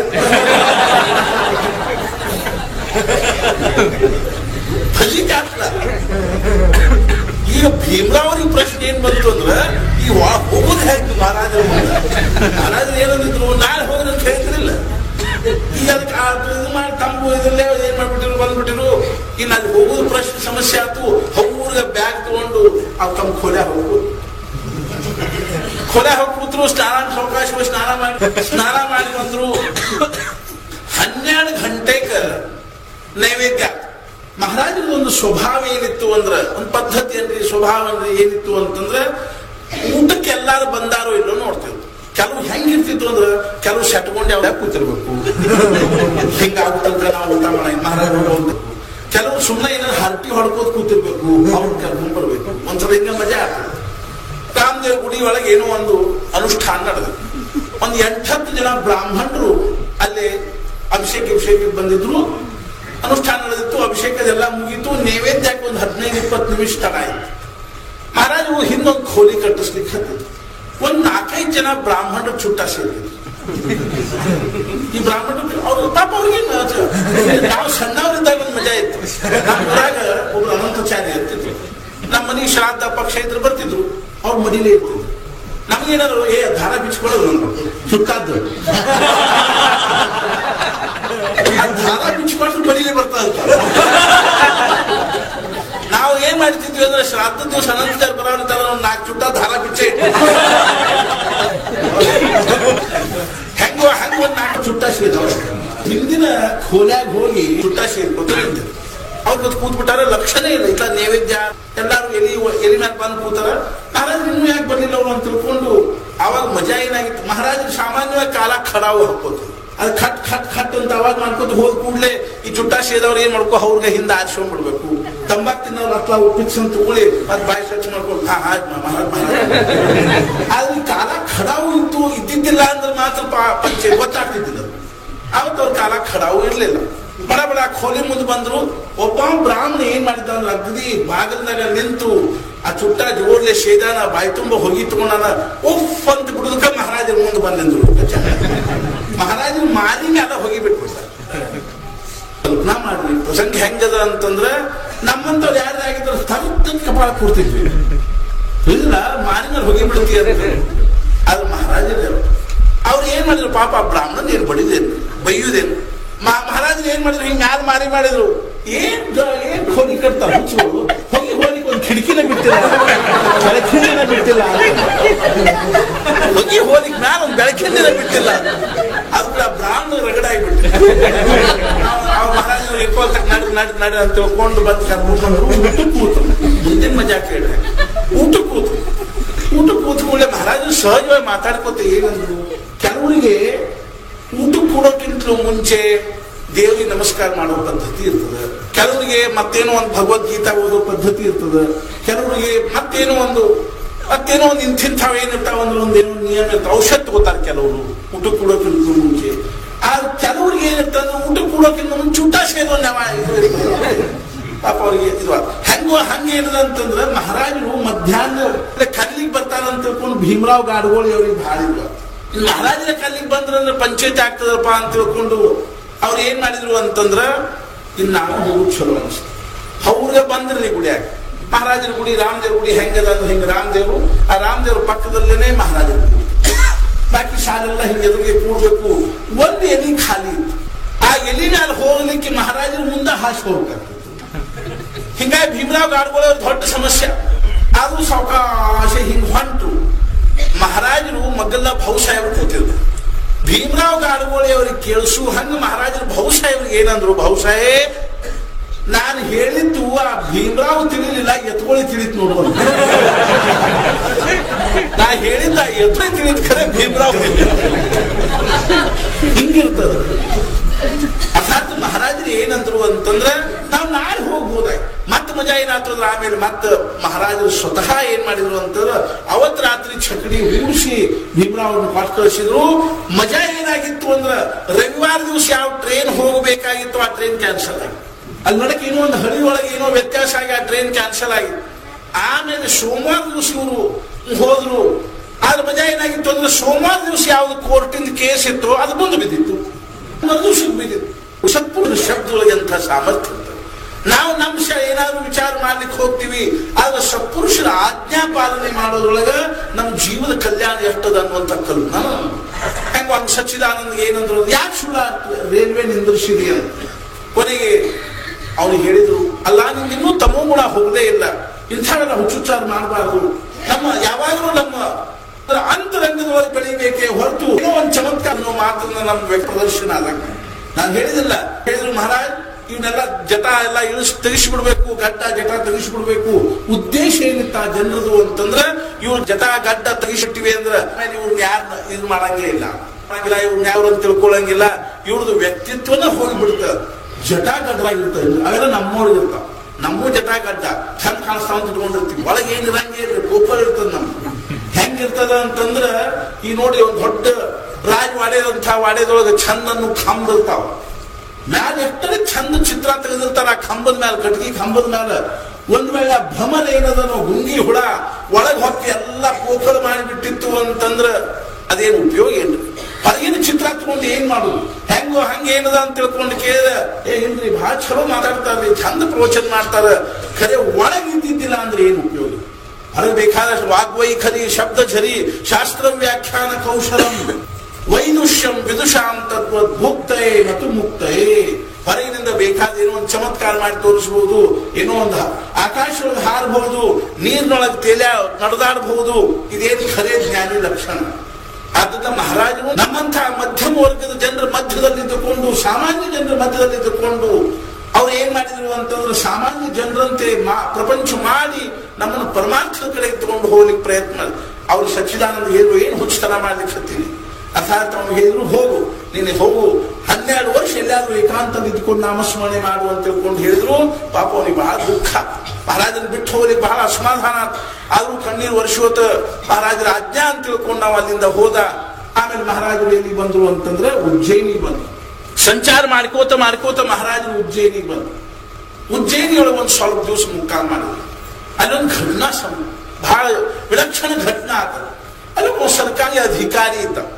ಅವನದು ಒಂದು ಸ್ವಭಾವ ಏನಿತ್ತು ಅಂದ್ರೆ ಯಾರಾದ್ರೂ ಸತ್ಪುರುಷರು ಬಂದ್ರೆ ಅವ್ರನ್ನ ಬಹಳಷ್ಟು ಪರೀಕ್ಷಾ ಮಾಡ. ಅವ್ನು ಸ್ವತಃ ಸಮರ್ಥ ರಾಮದಾಸ್ ಸ್ವಾಮಿಗಳನ್ನ ಅನುಸರಿಸವಾಗಿತ್ತು. ಸಮರ್ಥ ರಾಮದಾಸ್ ಸ್ವಾಮಿಗಳ ವಿಷಯದಲ್ಲಿ ಅವನಿಗೆ ಭಕ್ತು ನಿಷ್ಠಾ ಇತ್ತು. ಆದ್ರೆ ಬೇರೆ ಯಾರಾದ್ರೂ ಸತ್ಪುರುಷರು ಬಂದ್ರೆ ಅವ್ರಿಗೆ ನಮಸ್ಕಾರ ಮಾಡ್ತಿದ್ದಿಲ್ಲ. ಅವ್ರನ್ನ ಚಲೋತೆಗೆ ಪರೀಕ್ಷಾ ಮಾಡಿ ನಮಸ್ಕಾರ ಮಾಡಬೇಕು ಅನ್ನುವಂತಹ ಭಾವನೆ ಇತ್ತು. ಮಹಾರಾಜನ ನೋಡಿದ. ಆದ್ರೆ ಅವ್ನು ಏನ್ ಮಾಡ್ತಿದ್ದ ಅಂದ್ರೆ ಒಮ್ಮೆಲೆ ಏನಾದ್ರೂ ಇದನ್ನ ಮಾಡ್ಲಿಕ್ಕೆ ಹೋಗ್ತಿಲ್ಲ. ಅವ್ರು ಎಲ್ಲೆಲ್ಲಿ ಹೋಗ್ತಿದ್ರು ಎಲ್ಲ ಕಡೆಗೆ ಹೋಗ್ತಿದ್ದ. ಅವ್ರು ಹೆಂಗ್ ಮಾತಾಡ್ತಾರ, ಹೆಂಗ್ ಕೂಡ್ತಾರ, ಹೆಂಗ್ ನಿಂದಿರ್ತಾರ, ಹೆಂಗ್ ವ್ಯವಹಾರ ಮಾಡ್ತಾರ ಎಲ್ಲ ನೋಡ್ಕೋತ ಇರ್ತಾರೆ. ಅವ್ರನ್ನ ಹೆಂಗಾದ್ರೂ ಪರೀಕ್ಷೆ ಮಾಡ್ಬೇಕು ಅಂತ ಅವನ ತಲೆ ಆಗಿದೆ. ಆದ್ರೆ ಅದಕ್ಕೊಂದು ಅವಕಾಶ ಹೆಂಗ್ ಒದಗಿ ಬಂತು ಅಂತಂದ್ರೆ ಅವ್ರು ಒಬ್ಬ 10-12 ವರ್ಷದ ಮಗ ಇತ್ತು. ಅವನಿಗೆ ವಿಷಮ ಜ್ವರ. ಆ ಜ್ವರ ಎಷ್ಟನೇ ತೀಕ್ಷ್ಣ ಅದು ಅಂತ ತಿಳ್ಕೊಂಡು ಕೇಳಿದ್ರೆ 9ನೇ ದಿವಸ ಆ ಹುಡುಗ ತೀರ್ಕೊಂಡು. ಆ ತೀರ್ಕೊಂಡು ಮುನ್ನಾ ದಿವಸ ಅದು ಇನ್ನೇನು ಉಳಿಲಿಕ್ಕೆ ಶಕ್ಕಿಲ್ಲ ಅನ್ನುವಂಥ ಪರಿಸ್ಥಿತಿ ಬಂದಾಗ ಆ ಮನುಷ್ಯ ಏನ್ ಮಾಡಿದ ಅಂದ್ರೆ ಮಹಾರಾಜ ನಾಳೆ ನಮ್ಮ ಮನೆಗೆ ಊಟಕ್ಕೆ ಬರ್ರಿ. ಮಹಾರಾಜರು ಏನಂದ್ರು, ಯಾಕೆ ಸುಮ್ಮನೆ ಇದನ್ನ ಮಾಡ್ಕೋತೀರಿ, ನಮ್ ಜೊತೆ 100 ಮಂದಿ ಇದ್ದಾರೆ, ಅವ್ರನ್ನೆಲ್ಲ ಕರ್ಕೊಂಡು ಬಂದು ಸುಮ್ಮನೆ ನೀವ್ ಯಾಕೆ ಇದನ್ನ ಮಾಡ್ಕೋತೀರಿ, ನೀವಲ್ಲಿ ಬಂದು ಬಿಡ್ರಿ ಅಂತ. ಅಂದ್ಕೂ ನಾವೇನಿಂದ ಮಹಾರಾಜ್ ಬ್ಯಾರೆದವ್ರು ಕರೆದ್ರ ಅಥವಾ ನಿಮ್ಮ ಶಿಷ್ಯನ ಕರೆದ್ರೆ ಹೋಗ್ತೀರಿ, ನಾನು ಬ್ಯಾರೆದವ್ ಅಂತ ತಿಳ್ಕೊಂಡು ನಮ್ ಕಡೆ ಬರಂಗಿಲ್ಲ ಏನು. ಮಹಾರಾಜ್ ಶಿಕ್ಷೆ ಹಂಗೇನಿಲ್ಲ, ಬರ್ತೀವಿ ಅಂತ. ಆಯ್ತು ಬರ್ತೀವಿ ಅಂತ ತಿಳ್ಕೊಂಡು ಅಂದ್ರು. ಮಹಾರಾಜ್ ಒಂದು 50-60 ಮಂದಿನ ಕರ್ಕೊಂಡು ಮಧ್ಯಾಹ್ನ 12 ಗಂಟೆಗೆ ಹೋದ್ರು. ಆ ಹುಡುಗ ಮುಂಜಾನೆ 6 ಗಂಟೆಗೆ ತೀರ್ಕೊಂಡು, ಆ ಹುಡುಗನ ಒಳಗ್ ಖೋಲಾಗಿಟ್ಟು ಏನ್ ಅಡಿಗೆ ಮಾಡಿದ್ರು, ಯಜಮಾನ್ ಎಲ್ಲ ವ್ಯವಸ್ಥೆ ಮಾಡಿ ಏನ್ ಮಾಡಿದ್ರು ಅಂತಂದ್ರ ಉದ್ದೇಶ ಬ್ಯಾರೆ ಇತ್ತು. ಎಲ್ಲ ಅಡಿಗೆ ಮಾಡಿದ ಎಲ್ಲ ವ್ಯವಸ್ಥೆ ಮಾಡಿಸಿ ಎಲ್ಲಾರು ಊಟಕ್ಕೆ ಹಾಕ್ಯಾರ, ರಂಗೋಲಿ ಹಾಕ್ಯಾರ, ಎಲ್ಲ ಊಟಕ್ಕೆ ಹಾಕ್ಯಾರ. ಮಹಾರಾಜರು ಎಲ್ಲ ಬಡಿಶಾತು, ತುಪ್ಪ ಬಡಿಶಾತು.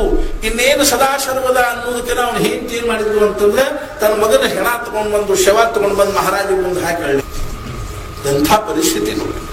ಊಟ ಕೂಡ್ಬೇಕು ಅನ್ನೋದಕ್ಕೆ ಹುಡುಗಂದು ಶವ ತಗೊಂಡ್ ಬಂದು ಏನ್ ಮಾಡಿಬಿಟ್ರು ಅಂತಂದ್ರೆ ಮಹಾರಾಜರ ಮುಂದೆ ಈ ಹುಡುಗನ ಬಿಟ್ಟು ಹೆಂಗ್ ಊಟ ಮಾಡಿ ಮಹಾರಾಜರ ಮುಖದ ಮೇಲೆ ಅಸ್ವಸ್ಥತೆ ಭಾವ ವ್ಯಕ್ತ ಮಾಡಿದ್ರು.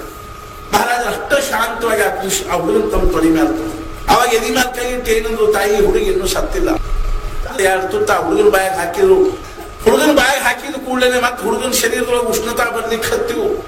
ಆಮೇಲೆ ಮಹಾರಾಜರು ಜೋರ್ ಆ ಹುಡುಗನ ಹೆಸರು ಒದರಿದ್ರು. ಹುಡುಗ ಏನ್ ಮಾಡಿದ ಅಂತಂದ್ರೆ ಎದ್ದು ಕೂತ. ಅರ್ಥಾತ್ ಆ ಹುಡುಗ ಸತ್ತಿದ್ದೋ ಇಲ್ಲೋ ನಮ್ಗೆ ಏನ್ ಕಲ್ಪನಾ ಮಾಡ್ಲಿಕ್ಕೆ ಶಕ್ಯದ ಹೇಳಿ. ಮಹಾರಾಜರು ಸಂಘದಂಥ ಸಾಮರ್ಥ್ಯ ಇತ್ಲ ಏನು ಅಂತಂದ್ರ ಆ ಹುಡುಗ ಮುಂಜಾನೆ 6 ಗಂಟೆಗೆ ಆ ಹುಡುಗನ ನಾಡಿ ನಿಂತು ಬಿಟ್ಟ. ಆ ಹುಡುಗ ಸತ್ತದ್ದು ಸ್ಪಷ್ಟವಾಗಿ ಎಲ್ಲರಿಗೂ ಕಲ್ಪನಾ, ಅರ್ಥಾತ್ ಅವ್ರ ತಂದೆ ತಾಯಿ ಕಲ್ಪನಾ ಬಂದದ. ಅಂಥದ್ರೊಳಗೆ ಗಾಬರಿ ಆಗ್ಬಿಟ್ರೆ ಎಲ್ಲಾರು ಇವರೇ ಪಂಚಾಯತ್ ಬಂತಲ್ಪ ಅಂದ್ರು. ಎಲ್ಲ ಬಡಿಶಾಗ್ಯದ, ಘಮ ಘಮ ಘಮ ವಾಸನೆ ಬರ್ಲಿಕ್ಕೆ ಹತ್ತದ. ಊಟ ನಿಮ್ಮ ತುಪ್ಪಾನು ಹಾಕಿ ನೀನು ಸದಾ ತಂದು ಹಾಕಿ ಬಿಟ್ರಲ್ಪ. ಏನ್ ಮಾಡ್ಬೇಕು, ಇರ್ಬೇಕು, ಇನ್ನು ಎದ್ದು ಮಾಡಬೇಕು. ಮಹಾರಾಜ ಮುಖದ ಮೇಲೆ ಉದ್ವಿಗ್ನ ಭಾವವನ್ನು ವ್ಯಕ್ತ ಮಾಡಲ್ದನ ಆ ಖುಷಿನ ಹುಡುಗನ ಎದುರು ಮಾಡಿದ್ರು. ಮತ್ತೆ ಸ್ವತಃ ತಮ್ಮ ಎಲೆಯಾಗಿದ್ದ 2 ತುತ್ತ ಆ ಹುಡುಗನ ಬಾಯಿಗೆ ಹಾಕಿದ್ರು.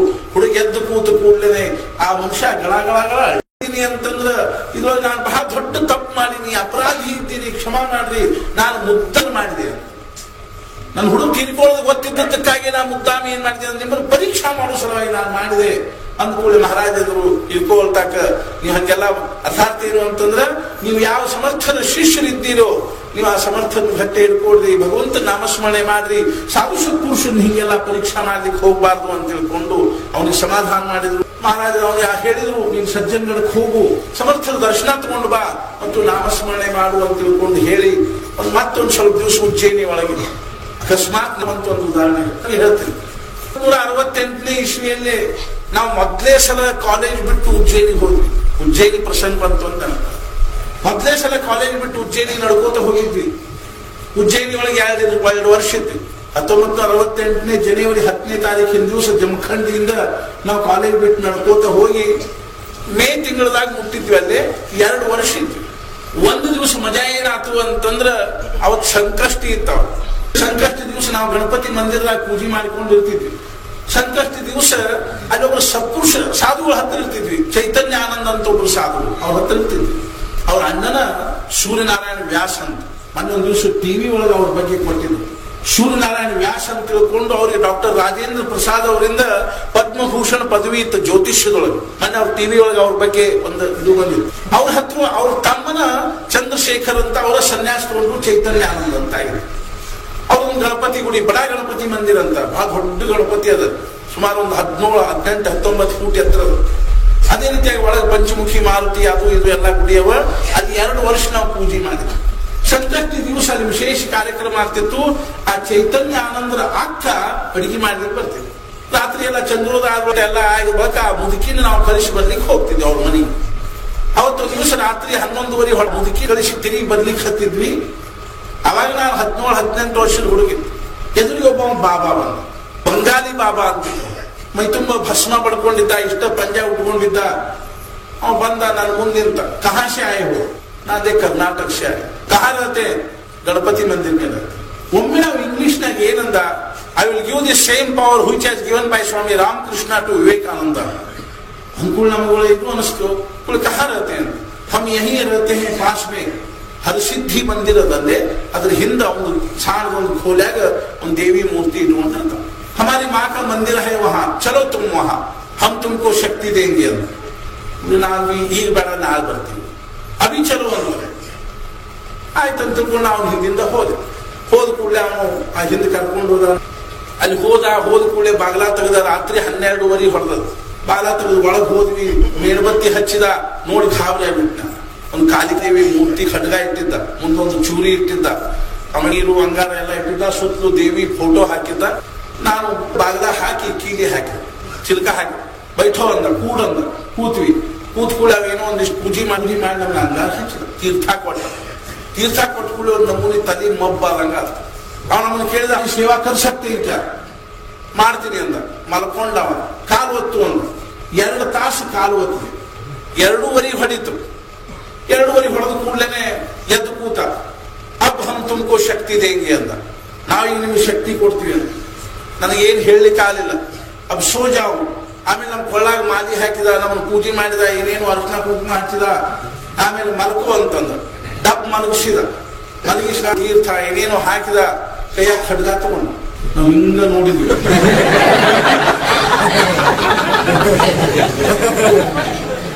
ನೋಡಿದ ಕೂಡಲೇ ಹೇಳ್ತೀನಿ, ಗದ್ ಆಮೇಲೆ ನಮಗ್ ಖಾತ್ರಿ ಆಯ್ತು, ಇನ್ನು ಹೊಡಿತಾನಿವ. ಅಲ್ಲಿಂದ ರಾಮ ರಕ್ಷಾ ಅನ್ಬೇಕು ಅಂತ ಅನ್ಲಿಕ್ಕೆ ಹೋದ್ವಿ. ಅದು ನೆನಪಾಗುವಲ್ತಿದ್ದೆ. ಅಶ್ಯ ಶ್ರೀ ರಾಮ ರಕ್ಷಾ ಅನ್ನೋದ್ರಾಗ ನೆನಪಾಗಲಿ ಮುಂದಿನ. ಆಮೇಲೆ ಒಂದು ಸಲ ಮನುಷ್ಯನಾಗ ತಂದೆ ತಾಯಿ ಸ್ಮರಣ ಮಾಡಿ ನಮಸ್ಕಾರ ಮಾಡಿದ್ವಿ. ಮಹಾರಾಜರ ಸ್ಮರಣ ಮಾಡಿ ನಮಸ್ಕಾರ ಮಾಡಿದ್ವಿ. ಮಹಾರಾಜ್ ಇನ್ನು ಇಚ್ಛಾ ಇದ್ದಂಗ ಆಗಿ ಶ್ರೀರಾಮ್ ಜಯರಾಮ್ ಜಯ ಜಯರಾಮ್ ಅಂತ ಮನುಷ್ಯನ ಅನ್ಕೊಂಡು ಸುಮ್ಮನೆ ಮಲ್ಕೊಂಡ್ವಿ. ಅವ್ನು ಎದ್ದು ನಿಂತ ಕೈಯಾಗ ಖಡ್ಗ ಹಿಡ್ಕೊಂಡು ಕನಿಷ್ಠ ಒಂದು 15 ನಿಮಿಷ ನಿಂತ. ಅವ್ನು ಎಲ್ಲೆಲ್ಲೂ ಹೊಡಿಲಿಕ್ಕೆ ಆಗ. ಆಮೇಲೆ ಕೆಳಗೆ ಖಡ್ಗ ಇಟ್ಟ. ಉಠೋವಂತ ಎದ್ದು ನಿಂತ ಹೇಳಂತ. ಎದ್ದು ಕೂಡವಿಂದ ಇವತ್ತು ಇಷ್ಟ ಸಾಕು, ನಾಳೆ ಪೂರ್ಣ ಮಾಡ್ತೀನಿ. ಹೊರಗೆ ಬಂದಿವ್ರಿ. ಹೊರಗೆ ಬಂದು ಕೂಡಲೇ ಹೇಳ್ತೀನಿ, ಒಂದಕ್ಕೆ ಆಗ್ಬಿಟ್ಟು ಅಷ್ಟು ಹೆದರಿ ಸತ್ತಿದ್ವಿ. ಎಲ್ಲ ಓಡ್ಕೋತ ಬರೋದಕ್ಕೆ ಯಾವ ಹತ್ತ ನಾನು ಇದ್ನ ಹೊರಗೆ ಕಟ್ಟಿ ಹಾಕೊಂಡು ಕಾಯ್ಲಿಕ್ಕೆ ಹತ್ತಿದ್ವಿ. ಅವಾಗ ಅವ್ರಂದ್ರು, ಇತ್ಲಿದೆ ಕಹಾನಾಗ ಇಷ್ಟೊತ್ತಗ ಎಲ್ಲಿ ಹೋಗಿದ್ದೆ ಅಂದ್ಕೂಡ ಹೇಳಿ ಬಡ್ಕೊಂಡು. ಅವ್ರು ಹೇಳಿದ್ರು, ಬಹಳ ದಿವಸದಿಂದ ಅವ್ರ ಮನಸ್ಸಿನಾಗ ಒಂದು ಬಲಿ ಕೊಡಬೇಕು ಅನ್ನುವಂತ ಇಚ್ಛಾ ಇತ್ತು. ಅವ ಅದಕ್ಕೆ ನಿನ್ನ ಕೊಡ್ಲಿಕ್ಕೆ ಇದು ಮಾಡಿಕೊಂಡ. ಇವತ್ತು ಭಗವಂತ ನೀನು ಉಳಿಸಿದ, ಚಲೋ ಆತು. ಇನ್ನು ತಿರುಗಿ ಅಷ್ಟ ಹೋಗ್ಬೇಡ. ಅತ್ತಾಗ ಅತ್ತ ಒಟ್ಟ ಸುಳಿದೇ ಇಲ್ಲ. 2 ವರ್ಷ ಅತ್ತ ಗಳಿಕೆ ಹಾಕಿ ಜೈನ ಅಂದ್ಕೂಡ ನೆನಪಾತು.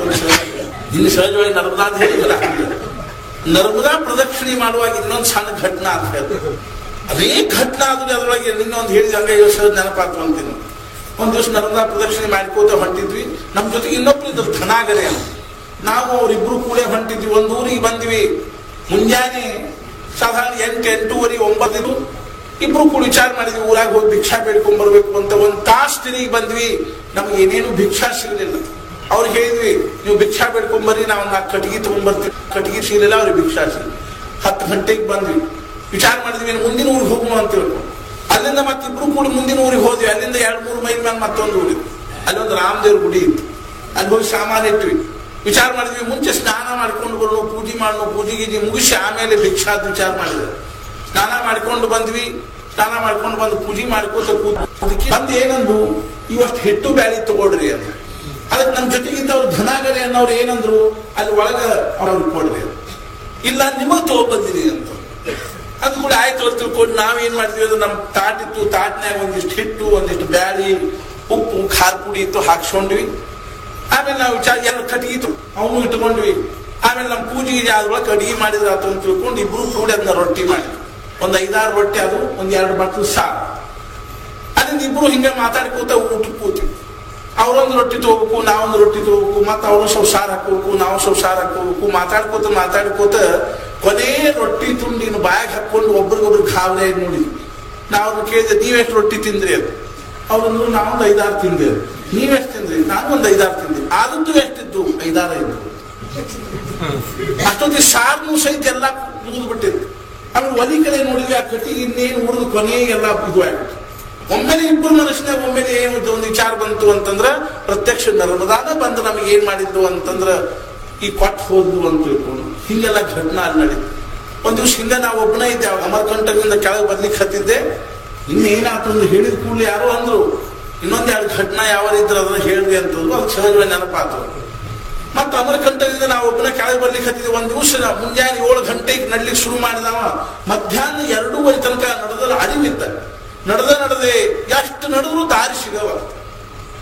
ಇತ್ಲಾಗ ನರ್ಮದಾನು ಕಾಣಿಸುವಲ್ತು, ಇತ್ಲಾಗ ಯಾವ ಊರು ಕಾಣಿಸುವಲ್ತು. ಎತ್ಲಾಗ ಹೋದ್ರು ಸಹಿತ ಅಡವ್ಯಾಗನ ಹೋಗುದು, ಎತ್ಲಾಗ ಹೋದ್ರು ಅಡವ್ಯಾಗನ ಹೋಗುದು. ದಾರಿ ತಪ್ಪಿ ತಿರುಗಿ 2 ಹೊಡಿತು. ಕೊನೆಗೆ ಹಸಿವಾಗ್ಯದ, ಕಾಲು ಸುಡ್ಲಿಕ್ಕೆ ಹತ್ಯಾವ. ನಡೆದ ಹೈರಾಣಾಗಿದ್ವಿ. ಒಂದು ಗಿಡದ ಕೆಳಗೆ ಕೂತು ಅಳ್ಲಿಕ್ಕೆ ಹತ್ತಿತ್ತು. ಇದೊಳಗೆ ಶುರು ಮಾಡಿದ್ನಪ್ಪ ನರ್ಮದಾ ಪ್ರದಕ್ಷಿಣ. ಜೋರ್ಗೆ ಅಳ್ಲಿಕ್ಕೆ ಹತ್ತಿದ್ದು. ಕಣ್ಣು ಮುಚ್ಕೊಂಡು ಹತ್ಕೋತ ಕೂತಿದ್ದೆ. ಅವಾಗ ಹಿಂದಿ ಒಳಗೆ ಅಳ್ತಿದ್ ನಾನು, ಕನ್ನಡದಾಗ ಅಲ್ರಿ. ಹಿಂದಿ ಭಾಷಾದ ಎಷ್ಟು ಅಭ್ಯಾಸ ಆಗಿತ್ತು ಅಂದ್ರ ಹಿಂದಿ ಒಳಗೆ ಅಳ್ತಿದ್ದೆ. ಕ್ಯೋ ಏ ಶುರು ಕರ್ ದಿಯಾ ಬಹುತ್ ಬದ್ದ ಐಸಾ ಹೋಗ್ಯಾ ವೈಸಾ ಹೋಗ್ಯಾ ಅಂತ ಹಿಂಗೆ ಅಳ್ತಿದ್ದೆ. ಅಂದ ಕೂಡಲೇ ಕಣ್ಣು ಮುಚ್ಕೊಂಡು ಅಳ್ಲಿಕ್ಕೆ ಹತ್ತೀನಿ. ಒಂದು 7-8 ವರ್ಷದ ಹುಡುಗಿ, ಒಂದು ಹರಕ್ ಪರ್ಕಾರ ಒಂದು ಬೋಡ್ಕ ಹಾಕೊಂಡದ, ಹಿಂಗೆ ಹೆಗಲ ಮ್ಯಾಲ ಒಂದು ಬಡಗಿ ಹಿಡ್ಕೊಂಡು ಒಂದು 5-6 ಆಡಿನ ಮರಿ, ಒಂದು 4-5 ಆಡಿನ ಮರಿ ಇಟ್ಕೊಂಡು ಅವನ ಹುಡುಗಿ ನನ್ನ ಮುಂದೆ ಅಲ್ಲಿ ನಡ್ಕೋತ ನಿಂತಲು. ಕರಿ ಬಣ್ಣದ ಹುಡುಗಿ.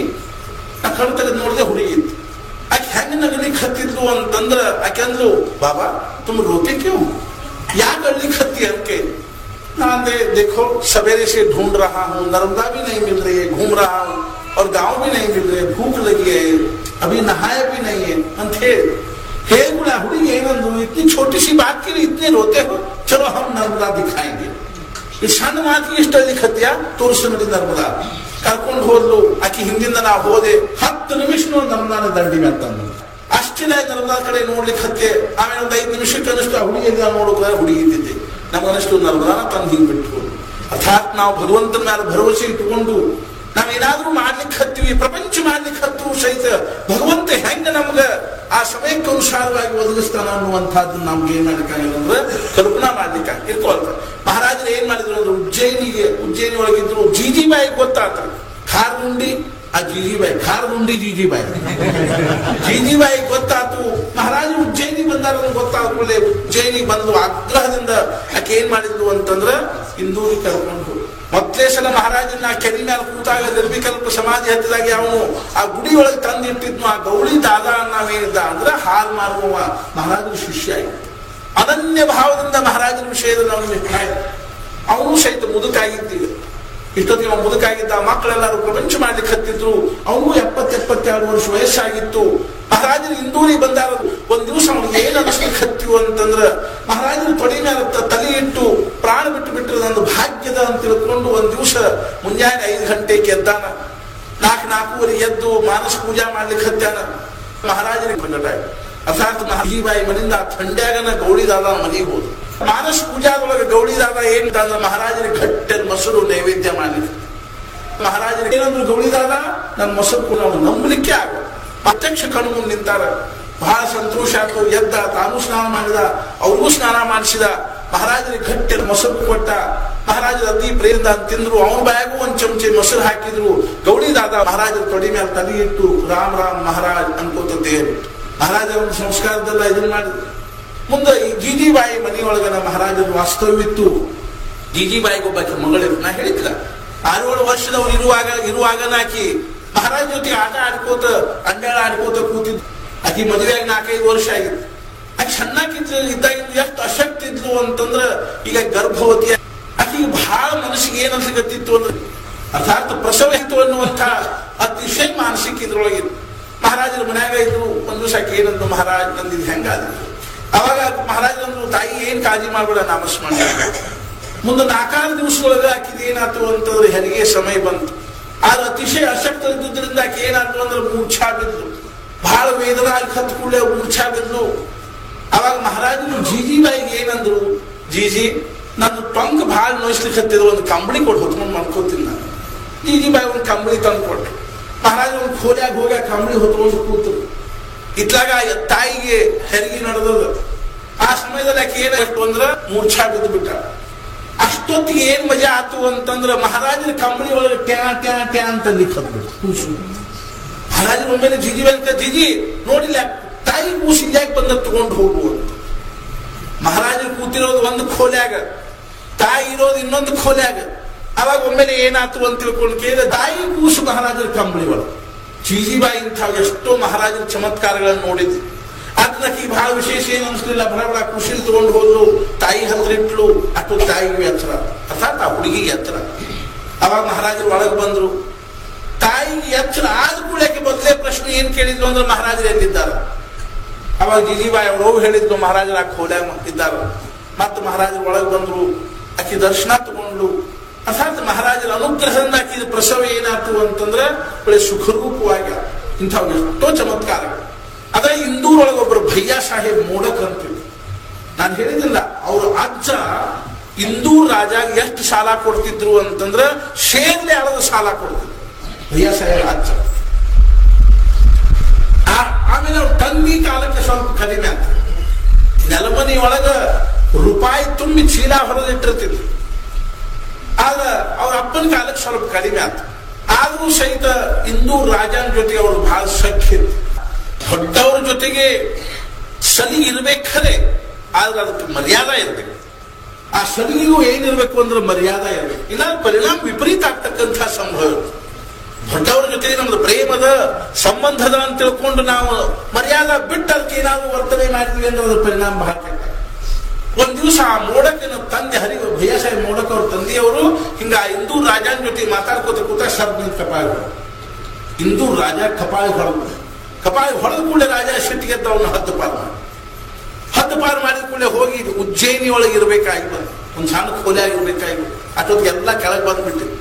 ಆ ಮುಂಚಿಂದೆಲ್ಲ ಐಶ್ವರ್ಯ ಎಲ್ಲ ಮುಗಿದು ಬಿಟ್ಟಿತ್ತು. ಭಯ್ಯ ಸಾಹೇಬ್ರ ಹೆಸರನ್ನೇ ಒಂದು 10,000 ರೂಪಾಯಿ ಬ್ಯಾಂಕಿನಾಗಿತ್ತು ಆವಾಗಿನ ಕಾಲ. ಅದನ್ನು ಭಯ್ಯ ಸಾಹೇಬ್ರು ಸಹಿ ಮಾಡಿಸುವಂತ ತಗೋಬೇಕು ಅನ್ನುವಂಥ ಭಾವದೊಳಗಿದ್ದು. ಆದ್ರೆ ಭಯ್ಯ ಸಾಹೇಬರಿಗೆ ಆ ಪ್ರಪಂಚದ ಕಡೆ ಲಕ್ಷ್ಯ ಇರಲಿಲ್ಲ. ಒಂದ್ ದಿವಸ ಭಯ್ಯ ಸಾಹೇಬರಿಗೂ ಮಹಾರಾಜರಿಗೂ ಒಂದೇನೋ ಅನ್ಯೋನ್ಯವಾಗಿರ್ತಕ್ಕಂಥ ಆತ್ಮೀಯ ಭಾವ ನಿರ್ಮಾಣ ಆಗಿತ್ತು. ಯಾವಾಗಲೂ ಮಹಾರಾಜರ ಜೊತೆಗೆ ಇರ್ತಿದ್ರು ಭಯ್ಯ ಸಾಹೇಬ್. ಅವಾಗ ಮಹಾರಾಜರು ಒಂದ್ ದಿವಸ ಏನಂದ್ರು, ಭಯ್ಯ ಸಾಹೇಬ್ ಎಷ್ಟರೇ ಹಚ್ಕೊಂಡಿ ನನ್ನ ಅಂದ್ರು. ಮಹಾರಾಜರು ಏನಂದ್ರು, ನನ್ನ ಎಷ್ಟರೇ ಹಚ್ಕೊಂಡಿ, ನಿನಗೆ ಪರಮಾರ್ಥ ಬೇಕು ಇನ್ನು ಪ್ರಪಂಚ ಬೇಕು ಅಂತ. ಅವಾಗ ಭಯ್ಯ ಸಾಹೇಬ್ರು ಏನಂದ್ರು, ಮಹಾರಾಜನ ಪರಮಾರ್ಥ ಬೇಕು. ಅವಾಗ ಮಹಾರಾಜರು ಏನಂದ್ರು, ವಿಚಾರ ಮಾಡಿ ಹೇಳು ಅಂತ ಹೇಳಿದ್ರು.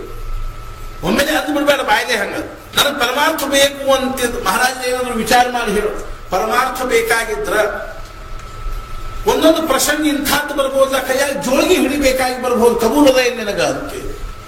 ಅವ್ರಂದ್ರು ನಾನು ಕಬೂಲದ, ಇಂಥ ತಯಾರಿ ಬೇಕಾಗ್ತದೆ. ಅರ್ಥಾತ್ ನಮ್ಮ ಪ್ರಪಂಚದಿಂದ ಏನು ಚೂರು ವ್ಯತ್ಯಾಸ ಆಗಬಾರ್ದು, ನನ್ನ ಪರಮಾರ್ಥ ಕೊಡ್ರಿ ಅಂತಂದ್ರ ಪ್ರಪಂಚವಾಗಿ ಹೆಚ್ಚು ಕಡಿಮೆ ಆಗಬಹುದು. ಏನಾದ್ರೂ ಒಂದು ಸಾಧಿಸಬೇಕು ಅಂತಿದ್ರ ಆ ತಯಾರಿ ಇಟ್ಕೋಬೇಕಾಗ. ಮಹಾರಾಜರು ಏನಂದ್ರು, ಪ್ರಸಂಗ ಬಂದ ಕೈಯಾಗಿ ಜೋಳಿಗೆ ಬರ್ಬೋದು, ಕಬೂಲದ ಏನ್ ನಿನಗಾದ್ರು ಕಬೂಲದ ಅಂತ. ಆದ್ರೆ ಮುಂದೆ ಖರೆ ಅಂದ್ರು ಹಂಗ ಆತ. ಅರ್ಥಾತ್ ಏನು ಅಂತಂದ್ರ ಪುಣೆಯದೊಳಗ ಭಯ್ಯ ಸಾಹೇಬರು ಮಧುಕರಿ ಬೇಡಿಕೊಂಡು ಊಟ ಮಾಡಿ ರಾಮಾಯಣ ಹೇಳ್ಕೊಂಡಿದ್ರು. ಆದ್ರೆ ಅವ್ರ ಜೀವನ ಸಾರ್ಥಕ ಆಗುವಂತ ಅಂತಕಾಲ ಆದ ಮುಂದೆ ಅದನ್ನ ಹೇಳ್ತಂತೆ. ಮುಂದೆ ಭಯ್ಯ ಸಾಹೇಬರಿಗೆ ಮಹಾರಾಜ ಏನಂದ್ರು ಅಂದ್ರೆ, ಹಂಗಿದ್ರ ನಾನು ಅನುಗ್ರಹ ಕೊಡ್ತೀನಿ ಅಂತ. ಆದ್ರೆ ಒಂದ್ ಶರ್ತ್, ಹೋಗಿ ಅಪ್ಪಗೆ ಹೇಳಿ ಬಾ. ಅರ್ಥಾತ್ ಏನು ಅಂತಂದ್ರ ನಾನು ಮಹಾರಾಜನ ಅನುಗ್ರಹ ತಗೋತೀನಿ ಅಂತ ಹೇಳಿ ಬಾ ಅಂತ. ಆದ್ರೆ ಇವ್ರ ಮ್ಯಾಲ ಸಿಟ್ಟಿದ್ದ ಅಂತಂದ್ರ ಇವನು ಸಹಿ ಮಾಡ್ಲಿಕ್ಕೆ ತಯಾರಿಲ್ಲ ಅಂತ ತಿಳ್ಕೊಂಡು ಇವ್ರನ್ನ ಹೊಡೆದು ಬಿಡ್ಬೇಕನ್ನುವಷ್ಟ್ರ ಮಟ್ಟಿಗೆ ತಯಾರಿ. ಅಪ್ಪಂದು ಇದು ಸಿಟ್ಟಿತ್ತು ಇವ್ರ ಮ್ಯಾಲ. ಆದ್ರೆ ಮಹಾರಾಜನ ಏನಂದ್ರು, ಹೋಗಿ ನಿಮ್ಮ ಅಪ್ಪ ನಮಸ್ಕಾರ ಮಾಡಿ ಬಾ, ಅನುಗ್ರಹ ಕೊಡ್ತೀನಿ ಅಂತ ಹೇಳಿ ಅವ್ರು ಇಂದೂರಿಂದ ಉಜ್ಜಯಿನಿಗೆ ಬಂದ್ರು. ಭಯ್ಯ ಸಾಹೇಬರು ಅಪ್ಪಗೆ ನಮಸ್ಕಾರ ಮಾಡಿ ಹೋಲಿಕ್ಕೆ ಇಂದೂರಿಂದ ಉಜ್ಜಯಿನಿಗೆ ಬಂದ್ರು. 2 ಖೋಲಿ ಮನಿ. ಭಯ್ಯ ಸಾಹೇಬ್ರ ಅಪ್ಪನ ಖೋಲ ಕೂತ್ಕೊಂಡಿದ್ರು, ಅವರು ಒಳಗಿದ್ರು. ಇವ್ರು ಸರಳ ಅವ್ರ ಅವನ ಹತ್ರ ಹೋದ್ರು. ಅವು ಏನಂದ್ರು, ಅವು ಗಾಬರಾದ್ರು, ಅಲ್ಲೂ ಇಲ್ಯಾಕೆ ಬಂದಿ ಅದು. ಇಲ್ಲ ನಮಸ್ಕಾರ ಮಾಡಿ ಹೋಗಿ ಮುಂದೆ ಹೋಗಿಸೋ ಇಲ್ಲ, ಚಾಕು ಇಟ್ಕೊಂಡು ಕೂತಿರ್ತಾರೆ. ಅಷ್ಟಿಟ್ಟಿದ್ರು ಮಗನ್ನ. ಏನೇ ಇದ್ರು ನನ್ನ ಗುರುಗಳು ನನಗೆ ಅಪ್ಪಗೆ ನಮಸ್ಕಾರ ಮಾಡಿ ಬಾ ಅಂತ ಹೇಳಿ ಈ ಮಾತಾಡೋದು ಕೇಳಿ ಅವ್ರ ಅಪ್ಪ ಏನಂದ್ರು, ಯಾರು ಭಯ್ಯ ಸಾಹೇಬ್ ಬಂದಾನೆ ಅಂತ ಕೇಳಿದ್ರು. ನನ್ ಕೂಡ ಹೌದು ಅಂದು ಕೂಡ ಚಾಕು ತಗೊಂಡೇ ಇರ್ತದೆ ಅವ್ರು. ಆದ್ರೂ ಸಹಿತ ಇವ್ರು ಹೋದವ್ರು ಏನ್ ಮಾಡಿದ್ರು, ಭಡಕ್ನ ಅವ್ರ ಅಪ್ಪನ ಕಾಲಿ ನಮಸ್ಕಾರ ಮಾಡಿದವರು ಓಡ್ಕೋತ ಬಂದ್ರು. ಅವ್ರ ಅಪ್ಪ ಬೆನ್ನ ಹತ್ತಿ ಬಂದ್ರು, ರೈಲ್ವೆ ಸ್ಟೇಷನ್ ತನಕ ಬೆನ್ನ ಹತ್ತಿ ಬಂದ್ರು. ಇವ್ರು ಭಡಕ್ನ ಒಂದು ಡಬ್ಬ್ಯಾಗ ಸೇರ್ಕೊಂಡ್ಬಿಟ್ರು. ಮುಂದೆ ಅವ್ರಿಗೆ ರೈಲ್ವೆ ಅರ್ಥಾತ್ ಅವ್ರಿಗೆ ಗಾಡಿ ಬಿಟ್ಬಿಡ್ತೀವಿ, ಇಂದೂರಿಗೆ ಬಂದ್ರು. ಇಂಥ ಒಂದು ಪರಿಸ್ಥಿತಿಯೊಳಗೂ ಸಹಿತ ಅಪ್ಪಗೆ ನಮಸ್ಕಾರ ಮಾಡಿ ಬಂದ್ರು. ಮಹಾರಾಜರಿಗೆ ಅನುಗ್ರಹ ಕೊಟ್ಟರು. ಮುಂದೆ ಬಹಳ ದೊಡ್ಡ ಯೋಗ್ಯತಾ ಪಡ್ಕೊಂಡ್ರಿ ಅವರು ಭಯ್ಯ ಸಾಹೇಬ್. ಆ ಭಯ್ಯ ಸಾಹೇಬ್ ನೋಡಕ್ಕವ್ರು ಅಲ್ಲಿ ಏನಾದ್ರು ಅಂದ್ರೆ ಮಹಾರಾಜರ ಶಿಷ್ಯ. ಇದೇ ರೀತಿಯಾಗಿ ಒಂದು ಸ್ವಲ್ಪ ದಿವಸ ಏನ್ ಮಾಡಿದ್ರು ಅಂದ್ರೆ ಅಲ್ಲಿ ಇರ್ಲಿಕ್ಕೆ ಹತ್ತು ಕೂಡಲೇ ಆ ಭಯ್ಯ ಸಾಹೇಬರಿಗೆ ಒಬ್ಬರದು ರಾವ್ ಸಾಹೇಬ್ ಶೇವಾಳ್ಕರನ್ನ ಅವ್ರದ್ದು ಗುರುತಿದ್ರು. ಪಳಶಿಕರನ್ನ ರಾವ್ ಸಾಹೇಬ್ ಪಳಶಿಕರನ್ನವರು ಅವ್ರು ಏನಿದ್ರು ಅಂದ್ರೆ ದಿವಾನ್ರು. ಭಯ್ಯ ಸಾಹೇಬರಿಗೂ ಮತ್ತು ದಿವಾನ್ರಿಗೂ ಪರಿಚಯ ಆಗಿರೋದ್ರಿಂದ ಆ ಪರಿಚಯದಿಂದ ರಾಜ ಗೊತ್ತಾಯ್ತು ಮಹಾರಾಜರು ಬಂದಾಗ.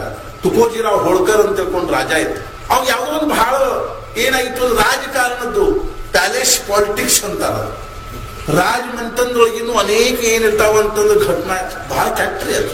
ಪ್ಯಾಲೇಸ್ ಪಾಲಿಟಿಕ್ಸ್ ಬಹಳ ಕೆಟ್ಟ. ಒಳಗಿಂದೊಳಗೆ ಯಾರನ್ನೂ ಕೊಲ್ತಾರ, ಯಾರಿಗೋ ವಿಷ ಹಾಕ್ತಾರ, ಯಾರನ್ನೂ ಹೊಡಿತಾರ, ಯಾರನ್ನೂ ಹೊರಗೆ ಹಾಕ್ತಾರ, ಅದು ಗೊತ್ತಾಗುದೇ. ಬಹಳ ಅನೇಕ ಪ್ರಕಾರವಾಗಿರ್ತಕ್ಕಂಥ ಪಾಪಗಳಾಗ್ತಾ ಇರ್ತಾವ. ನಮಗನಿಸ್ತು ಏನ್ ದೊಡ್ಡ ಮಂತನ ದೊಡ್ಡದು, ಅದ್ರ ಒಳಗಿಂದೊಳಗೆ ಏನೇನು ನಡೆದ ಪುರುಷನ ಚಲೋರಿ. ಅದಕ್ಕಿಂತ ಪ್ರಪಂಚದೊಳಗೆ ಸಣ್ಣದ ಅರ್ಥಾತ್ ಏನು ಅಂದ್ರೆ ಅದು ಹೆಂಗೆ ದೊಡ್ಡದಾಗ್ತದನೋ ಹಂಗಂಗೆ ಅದ್ರೊಳಗೆ 108 ದೋಷಗಳ ನಿರ್ಮಾಣ ಆಗ್ತವೆ. ಆದ್ರೆ ಅದ್ರ ಹಿಂದೆ ಪರಮಾರ್ಥದ ಭಾವನಾ ಇದ್ರೆ, ಸದ್ಗುರುಗಳ ಕೃಪಾ ಇದ್ರೆ ಮಾತ್ರ ಅದು ಸುರಕ್ಷಿತ ಉಳಿತದೆ. ಹೊರತು ಇಲ್ಲೇ ಇದ್ರೆ ಅದು ಏನಾಗುದು ಅಂದ್ರೆ ಸ್ವಾರ್ಥ ತುಂಬಿಕೊಂತೀವಲ್ಲ ದುರಂತ ಆಗಿಬಿಡುತ್ತೆ. ಇರ್ಕೋವಂತಾಗ ರಾಜಾಗ ಪರಿ ಗೊತ್ತಾದ. ರಾಜ ಅಂದ ನಾನು ಅವ್ರು ಭೇಟಿ ಆಗ್ಬೇಕು. ಆದ್ರೆ ಒಂದ್ ಶರ್ತದ, ನಾನು ರಾಜ ಇದ್ದೀನಿ ಅನ್ನೋದನ್ನ ಅವ್ರು ಗುರ್ತಾ ಹಿಡಿದ್ರೆ ಮಾತ್ರ ನಾನು ಅವ್ರಿಗೆ ನಮಸ್ಕಾರ ಮಾಡ್ತೀನಿ. ನಾ ಹಂಗೆ ಹೋಗಿದ್ದೀನಿ ಅಂತ ಹಂಗೆ ಇರ್ತೀನಿ. ಹಂಗೆ ಅವೇನ್ ಮಾಡಿದ ಒಂದು ಸಾದಾ ಡ್ರೆಸ್ ಹಾಕೊಂಡು ಅರ್ಥಾತ್ ದಿವಾನ್ ಆಗಿರ್ತಕ್ಕಂಥ ಪಳಶಿಕರ್ ಅವ್ರ ಜೊತೆಗೆ ಮತ್ತು ಭಯ್ಯ ಸಾಹೇಬ್ ಪಳಶಿಕರ್ ಅವ್ರ ಜೊತೆಗೆ ಆ ಜೀಜಿಬಾಯಿ ಮನೆಗೆ ಬಂದ. ಇನಾಮದಾರ ಮನೆ ಬಂದ ಕೂಡಲೇ ಪಳಶಿಕರು, ಭಯ್ಯ ಸಾಹೇಬರು ಮತ್ತು ರಾಜ 3 ಮಂದಿ ಕೂಡಿ ಬಂದ ಕೂಡಲೇ ಮಹಾರಾಜರು ಕೂತ್ಕೊಂಡಿದ್ರು. ಇವ್ರು 3 ಮಂದಿ ಒಳಗೆ ಬಂದ ಕೂಡಲೇ ಮಹಾರಾಜರು ಮುಂಚೆ ಎದ್ದು ಏನ್ ಮಾಡಿದ್ರು ಅಂದ್ರೆ ರಾಜನ ಕೈ ಹಿಡ್ತಮ್ಮ ಮಗ್ಳು. ಅವಾಗ ಅರ್ಥ ಇವ್ರು ತಿಳ್ಕೊಂಡ್ರು ಅಂತ ಗೊತ್ತಾಗ್ತಾವ. ಆದ್ರೂ ಶಕ್ತಿ ಹೇಳಿರ್ಲಿಲ್ಲ. ಅವಾಗ ಪಳಶಿಕರ ಮಹಾರಾಜರಿಗೆ ಏನಂದ್ರು ಅಂದ್ರೆ, ದಿವಾನ್ರು ಏನಂದ್ರು ಅಂದ್ರೆ, ಇವ್ರು ನಮ್ಮ ಮಿತ್ರರು, ಯಾವುದೋ ಒಂದು ಮಹತ್ವದ ಕೆಲಸ ಸಲುವಾಗಿ ನಿಮ್ಮನ್ನು ಭೇಟಿ ಆಗ್ಬೇಕಂತ ಬಂದಾರ. ಅವಾಗ ಮಹಾರಾಜರು ಒಂದು ಮಾತು ಹೇಳಿ, ಮಹಾರಾಜರು ಏನ್ ಹೇಳಿದ್ರು ಅಂದ್ರ, ಸರ್ಕಾರ ತನ್ನ ಕೆಲಸದ ಸಲುವಾಗಿ ಮತ್ತೊಬ್ಬರ ಕಡೆ ಎದ್ದು ಹೋಗ್ಬೇಕಾದ ಕಾರಣ ಇಲ್ಲ. ಸರ್ಕಾರ ಏನದನೋ ಸ್ವತಃ ಸರ್ಕಾರ ತನ್ನ ಕೆಲಸದ ಸಲುವಾಗಿ ಮತ್ತೊಬ್ಬರ ಕಡೆಗೆ ಎದ್ದು ಹೋಗ್ಬೇಕಾದ ಕಾರಣ ಇಲ್ಲ. ಆದ್ರೆ ಸರ್ಕಾರ ತನ್ನ ಮೇಲೆ ಸರ್ಕಾರ ಆಗಿರ್ತಕ್ಕಂಥ ಭಗವಂತನನ್ನು ಮರೆತಿರೋದ್ರಿಂದ ಹಿಂಗಾಗ್ತದ ಅಂತ ಅಂದ ಕೂಡ ರಾಜ ಎದ್ದು ಸಾಕ್ತಾರ ನಮಸ್ಕಾರ. ಅವಾಗ ಮಹಾರಾಜ ಪ್ರೇಮದಿಂದ ಕೂರಿಸ್ಕೊಂಡ್ರು, ಮಾತುಕತೆ ಆಯ್ತು. ರಾಜಾಗ ಅವ್ರ ಬಗ್ಗೆ ಪ್ರೇಮ. ಮಹಾರಾಜನ ಒಂದು ಸ್ವಭಾವ ಹೆಂಗಿತ್ತು ಅಂದ್ರೆ, ನಾ ಹೇಳಿಲ್ಲ ಹುಬ್ಬಳ್ಳಿಗೆ ಬಂದಾಗ ಒಂದ್ಸಲ ಮಹಾರಾಜ ನೋಡಿದ್ರೆ ಸಾಕು, ಅವನ ಬೆನ್ನ ಹತ್ತೆ ಬಿಟ್ಟ ಅಂತ ತಿಳ್ಕೋಬೇಕು. ಜೋ ಜಾಯಿ ಏಕವಾರ ತೋ ವಿಸರೆ ಘೋರದಾರ ತಸಿ ದೇಯಿ ನಾಮಸಾರ ಐಸಾ ನಾಹಿ ಪಾಹಿದ. ಒಂದು ಸಲ ಮಹಾರಾಜರ ಕಡೆಗೆ ಹೋದ ಅಂತಂದ್ರೆ ನಾವು ಮರ್ತನ ಪ್ರಪಂಚದ್ದೆಲ್ಲ. ಅರ್ಥಾತ್ ಮಹಾರಾಜರಲ್ಲಿ ಅಂಥ ವಿಲಕ್ಷಣವಾಗಿರ್ತಕ್ಕಂಥ ಇದು. ರಾಜ ಬರ್ಲಿಕ್ಕೆ ಹತ್ರಿ ಇನಾಮದಾರ ಮನೆಗೆ.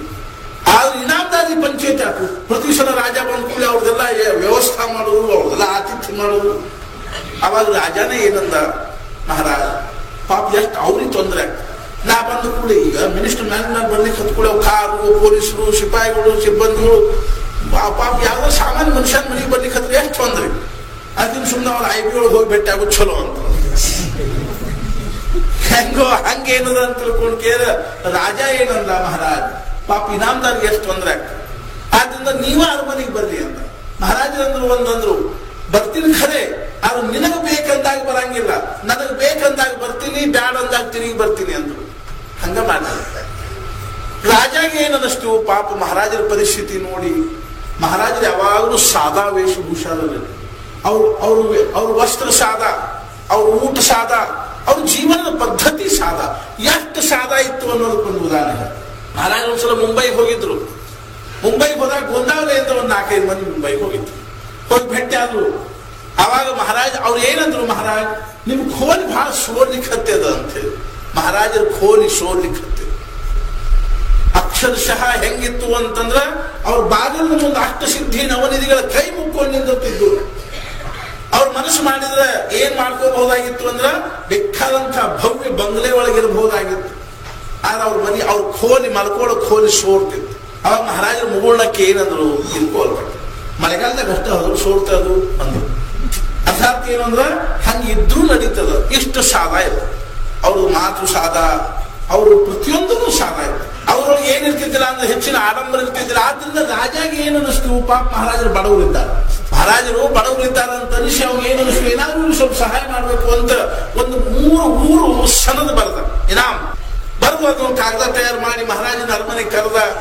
10 ಸಲ ಹೇಳಿ ಕಳಿಸಿದ. ಮಹಾರಾಜರು ಆಮೇಲೆ ಬರ್ತೀನಿ. ಕೊನೆಗೆ ರಾಜ ಅಂದ, ಮಹಾರಾಜ ಬರು ತನಕ ನಾವು ಊಟ ಮಾಡಂಗಿಲ್ಲ. ಮಹಾರಾಜ ಊಟ ಮಾಡಿ ವಿಶ್ರಾಂತಿ ಹೊರಟಿದ್ರು. ಬರೇ ಒಂದು ಲುಂಗಿ ಸುತ್ತಕೊಂಡಿದ್ರು, ಬರೇ ಮೇಲೆ ಊಟ ಮಾಡಿದ್ರು, ತಮ್ಮ ಖೋಲಿಗೆ ಹೊಂಟಿದ್ರು. ಅಷ್ಟೊತ್ತಿಗೆ ಸೇವಕ್ ಬಂದ ಹೇಳಿದ, ನೀವು ಬರ್ದು ಹೊರತು ಊಟ ಮಾಡೋದು ಅಂತ ಕೂತಾರೆ ಅಂದ್ಕೂಳೆ ಮಹಾರಾಜ ಹಂಗ ಬಂದ್ರು. ಬರೇ ಮೇಲೆ ಅರಮನೆಗೆ ಹೊಂಟ್ರು ಮಹಾರಾಜ. ಹೋದ ಕೂಡಲೇ ರಾಜ ಅತ್ಯಂತ ಆದರದಿಂದ ಕರ್ಕೊಂಡು ಹೋದ, ಅವನು ಸಿಂಹಾಸನ ಮೇಲೆ ಕೂಡಿಸಿದ ಮತ್ತು ನಮಸ್ಕಾರ ಮಾಡಿ ಅವರ ಮುಂದೆ ಸನದ ಇಟ್ಟು ನಮಸ್ಕಾರ 3 ಗ್ರಾಮಗಳನ್ನು ಸನದ ಬರೆದುಕೊಟ್ಟು ಅವ ಮಹಾರಾಜರು ಅದನ್ನು ಓದಿ ಚರ್ರ ಅಂತ ಹರಿದು ಹಾಕಿ ಮಹಾರಾಜ ಹೇಳಿದ್ರು ನನಗೆ ಕೊಡ್ತಕ್ಕಂಥ ರಾಮ ಸಮರ್ಥ ಇದ್ದಾನ ಅಂತ ಹೇಳಿ ಏನ್ ಮಾಡಿ ರಾಜ ಆಶ್ಚರ್ಯ ಆಗು ತಾನಾಗೆ ಬಂದಿರೋ ಲಕ್ಷ್ಮಿಯನ್ನ ಕಾಲ್ಯ ಸರಿಸ್ತಕ್ಕಂಥ ಒಂದು ನಿಷ್ಪ್ರಹವಾಗಿರ್ತಕ್ಕಂಥ ಭಾವವನ್ನು ನೋಡಿ ಅವ್ ಬಹಳ ಆಶ್ಚರ್ಯ ಆಯ್ತು. ಸಾಷ್ಟಾಂಗ ನಮಸ್ಕಾರ ಹಾಕಿದ. ಈ ಪ್ರಕಾರವಾಗಿ ರಾಜ ಏನ್ ಮಾಡಿದ ಅಂದ್ರೆ ಮಹಾರಾಜರ ವಿಷಯದಲ್ಲಿ ಮತ್ತಿಷ್ಟು ಪೂಜ್ಯ ಭಾವ. ಒಂದ್ ದಿವಸ ಅವನು ಯಾವನೋ ಒಂದು ಮಾನಸಿಕವಾಗಿರ್ತಕ್ಕಂಥ ಅಸ್ವಸ್ಥತೆ ಒಳಗಿದ್ದಾಗ ಹೇಳಿ ಕಳಿಸಿದ. ಮಹಾರಾಜರು ಹೋದ್ರು, ಮಹಾರಾಜರ ಅರಮನೆಗೆ ಹೋದ್ರು. ಹೋಗಿ ಏನ್ ಮಾಡಿದ್ರು, ಒಂದು ಸರಳ ಮ್ಯಾಲ ಹತ್ತಿ ಹೋದ್ರು. ಅವಾಗ ಅಗದಿ ಕೊನೆ ಅಂತಸ್ತಿನಲ್ಲಿ ಒಂದು ಖೋಲ್ಯಾಗ ರಾಜ ನಿಂತ್ಕೊಂಡು ನೋಡ್ಕೋತ ನಿಂತಿದ್ದ. ಒಂದು ಗಿಡದ ಕೆಳಗೆ ಒಬ್ಬ ಭಿಕ್ಷಾ ಬೇಡಿ ತಂದಿರೋ ಅರ್ಧ ರೊಟ್ಟಿ ತಿಂದ ಅರ್ಧ ರೊಟ್ಟಿ ಕೈಯಾಗ ಹಿಡ್ಕೊಂಡು ಹಿಂಗ ಆತ್ಕೊಂಡು ಕೂತಿದ್ದ. ಅಲ್ಲೇ ನಿದ್ದೆ ಹಚ್ಚಿ ಬಿಟ್ಟಿತ್ತು. ರಾಜ ಅದನ್ನು ನೋಡ್ಕೋತ ನಿಂತಿದ್ದ. ಹಿಂದಿಂದ ಮಹಾರಾಜ ಹೋಗಿ ಬೆಂಚ್ ಚಪ್ಪರಿಸಿ, ರಾಜ ಏನ್ ನೋಡ್ಲಿಕ್ಕೆ ಹತ್ತಿರ? ಅವಾಗ ಹಿಂತಿರುಗಿ ನೋಡಿದ, ಮಹಾರಾಜರು ನಮಸ್ಕಾರ ಮಾಡಿದ. ಕಣ್ಣ ದಳ ನೀರು ಬರ್ಲಿಕ್ಕೆ ಹತ್ತೇವ. ಮಹಾರಾಜ ಅಂದ. ಅಲ್ಲಿ ನೋಡ್ರಿ ಅವನು ಎಷ್ಟು ಸುಖವಾಗಿದ್ದ, ನಾವು ಎಷ್ಟು ಆನಂದದಲ್ಲಿ ಅವನು ನಿದ್ದೆ ಹತ್ತಿರ. ನಾನು ಬೇಕಾದಷ್ಟು ಆಳು ಕಾಳು ರಾಜ್ಯ ಐಶ್ವರ್ಯಾದ ಪಂಚಪಕ್ವಾನು ಊಟ ಮಾಡ್ತೀನಿ, ಹಂಸ ತೂಲಿಕ ತಲುಪಂದ್ರ ಮೆತ್ತನ ಗಾದಿ ಮೇಲೆ ಮಲ್ಕೋತೀನಿ, ಆದ್ರೆ ನನ್ನ ಮನಸ್ಸಿಗೆ ಸಮಾಧಾನ ಇಲ್ಲ. ಅವಾಗ ಮಹಾರಾಜರಂದ್ರು, ಇದಕ್ಕೆ ಕಾರಣ ಏನು ಅಂದ್ರೆ ನಾವು ಪ್ರಪಂಚಕ್ಕೆ ರಾಜನಾಗಿರ್ತಕ್ಕಂಥ ಪರಮಾತ್ಮನ ಏನ್ ಮಾಡಿದ್ವಿ ಅಂದ್ರೆ ಮರೆತು ನಾವು ಪ್ರಪಂಚ ಮಾಡ್ಲಿಕ್ಕೆ ಹೋಗ್ತೀವಿ. ಅದಕ್ಕೆ ಹಿಂಗೆಲ್ಲ ಸ್ನಾನ. ಆದ್ರಿಂದ ನೀ ನಾಮಸ್ಮರಣೆ ಮಾಡುವಂತ ತಿಳ್ಕೊಂಡು ಹೇಳಿದ್ರು. ಇದೇ ಒಂದು ವಾಸ್ತವ್ಯದಲ್ಲೇನೆ ಇಂದೂರೊಳಗೆ ಇರುವಾಗಿನ ಬ್ರಹ್ಮಾನಂದ ಮಹಾರಾಜರು ಮತ್ತು ಮಹಾರಾಜರು ಇನ್ನೊಬ್ರು ಶಿಷ್ಯರು ಆನಂದ ಸಾಗರದ ಬಿಟ್ಟೆ ಅಲ್ಲೇ ಭೇಟಿ ಆತ. ಆ ಬ್ರಹ್ಮಾನಂದರು ಆನಂದ ಸಾಗರ ಚರಿತ್ರೆಯನ್ನ ನಾಳಿನ ಪ್ರಸಂಗದಲ್ಲಿ ಹೇಳ್ತಂತೆ. ಅವರು ಜನ್ಮದಿಂದ ಹಿಡ್ಕೊಂಡು ಜಾಲಿ ಹಾಳದೊಳಗೆ ಹುಟ್ಟಿದಾಗಿರ್ತಕ್ಕಂಥದ್ದು. ಆಮೇಲೆ ಮುಂದೆ ಸ್ವಲ್ಪ ದಿವಸದೊಳಗೆ ಮಹಾರಾಜ ಅಲ್ಲಿಂದ ಹೊರಟು. ಆವಾಗ ಭಯ್ಯ ಸಾಹೇಬ್ ಮೋಡಕ್ ಅವರು ಮತ್ತು ಜೀಜಿಬಾಯಿ ಏನಂದ್ರು, ಮಹಾರಾಜ್ ನೀವು ನಿಮ್ ಗುರುಗಳ ಬಗ್ಗೆ ಎಷ್ಟು ಸಲ ಹೇಳ್ತೀರಿ, ನಮ್ಮನ್ನು ಕರ್ಕೊಂಡು ಹೋಗ್ಲಿ. ಮಹಾರಾಜರಂದ್ರು ಆಗ್ಲಿ ಕರ್ಕೊಂಡು ಹೋಗ್ತೀನಿ ಅಂತ ಇಬ್ಬರನ್ನು ಕರ್ಕೊಂಡು ಮಹಾರಾಜ ಹೇಳಿ ಬಂದ್ರು. ತುಕಾಮಾಯಿಗಳ ಹತ್ರ ಬಂದ್ರು. 3 ಮಂದಿ ನಮಸ್ಕಾರ ಮಾಡಿದ್ರು. ಅವಾಗ ತುಕಾಮಾಯಿ ಜೀಜಿಬಾಯಿಗೆ ಏನಂದ್ರು, ಹೇ ಜೀಜಿ, ಬಹಳ ದೊಡ್ಡ ಪರೀಕ್ಷೆ ಮಾಡಿದಿಲ್ಲ, ಆದ್ರೆ ನೀನ ಫಸ್ಕಿ ಬಿದ್ದು ನೋಡುವ.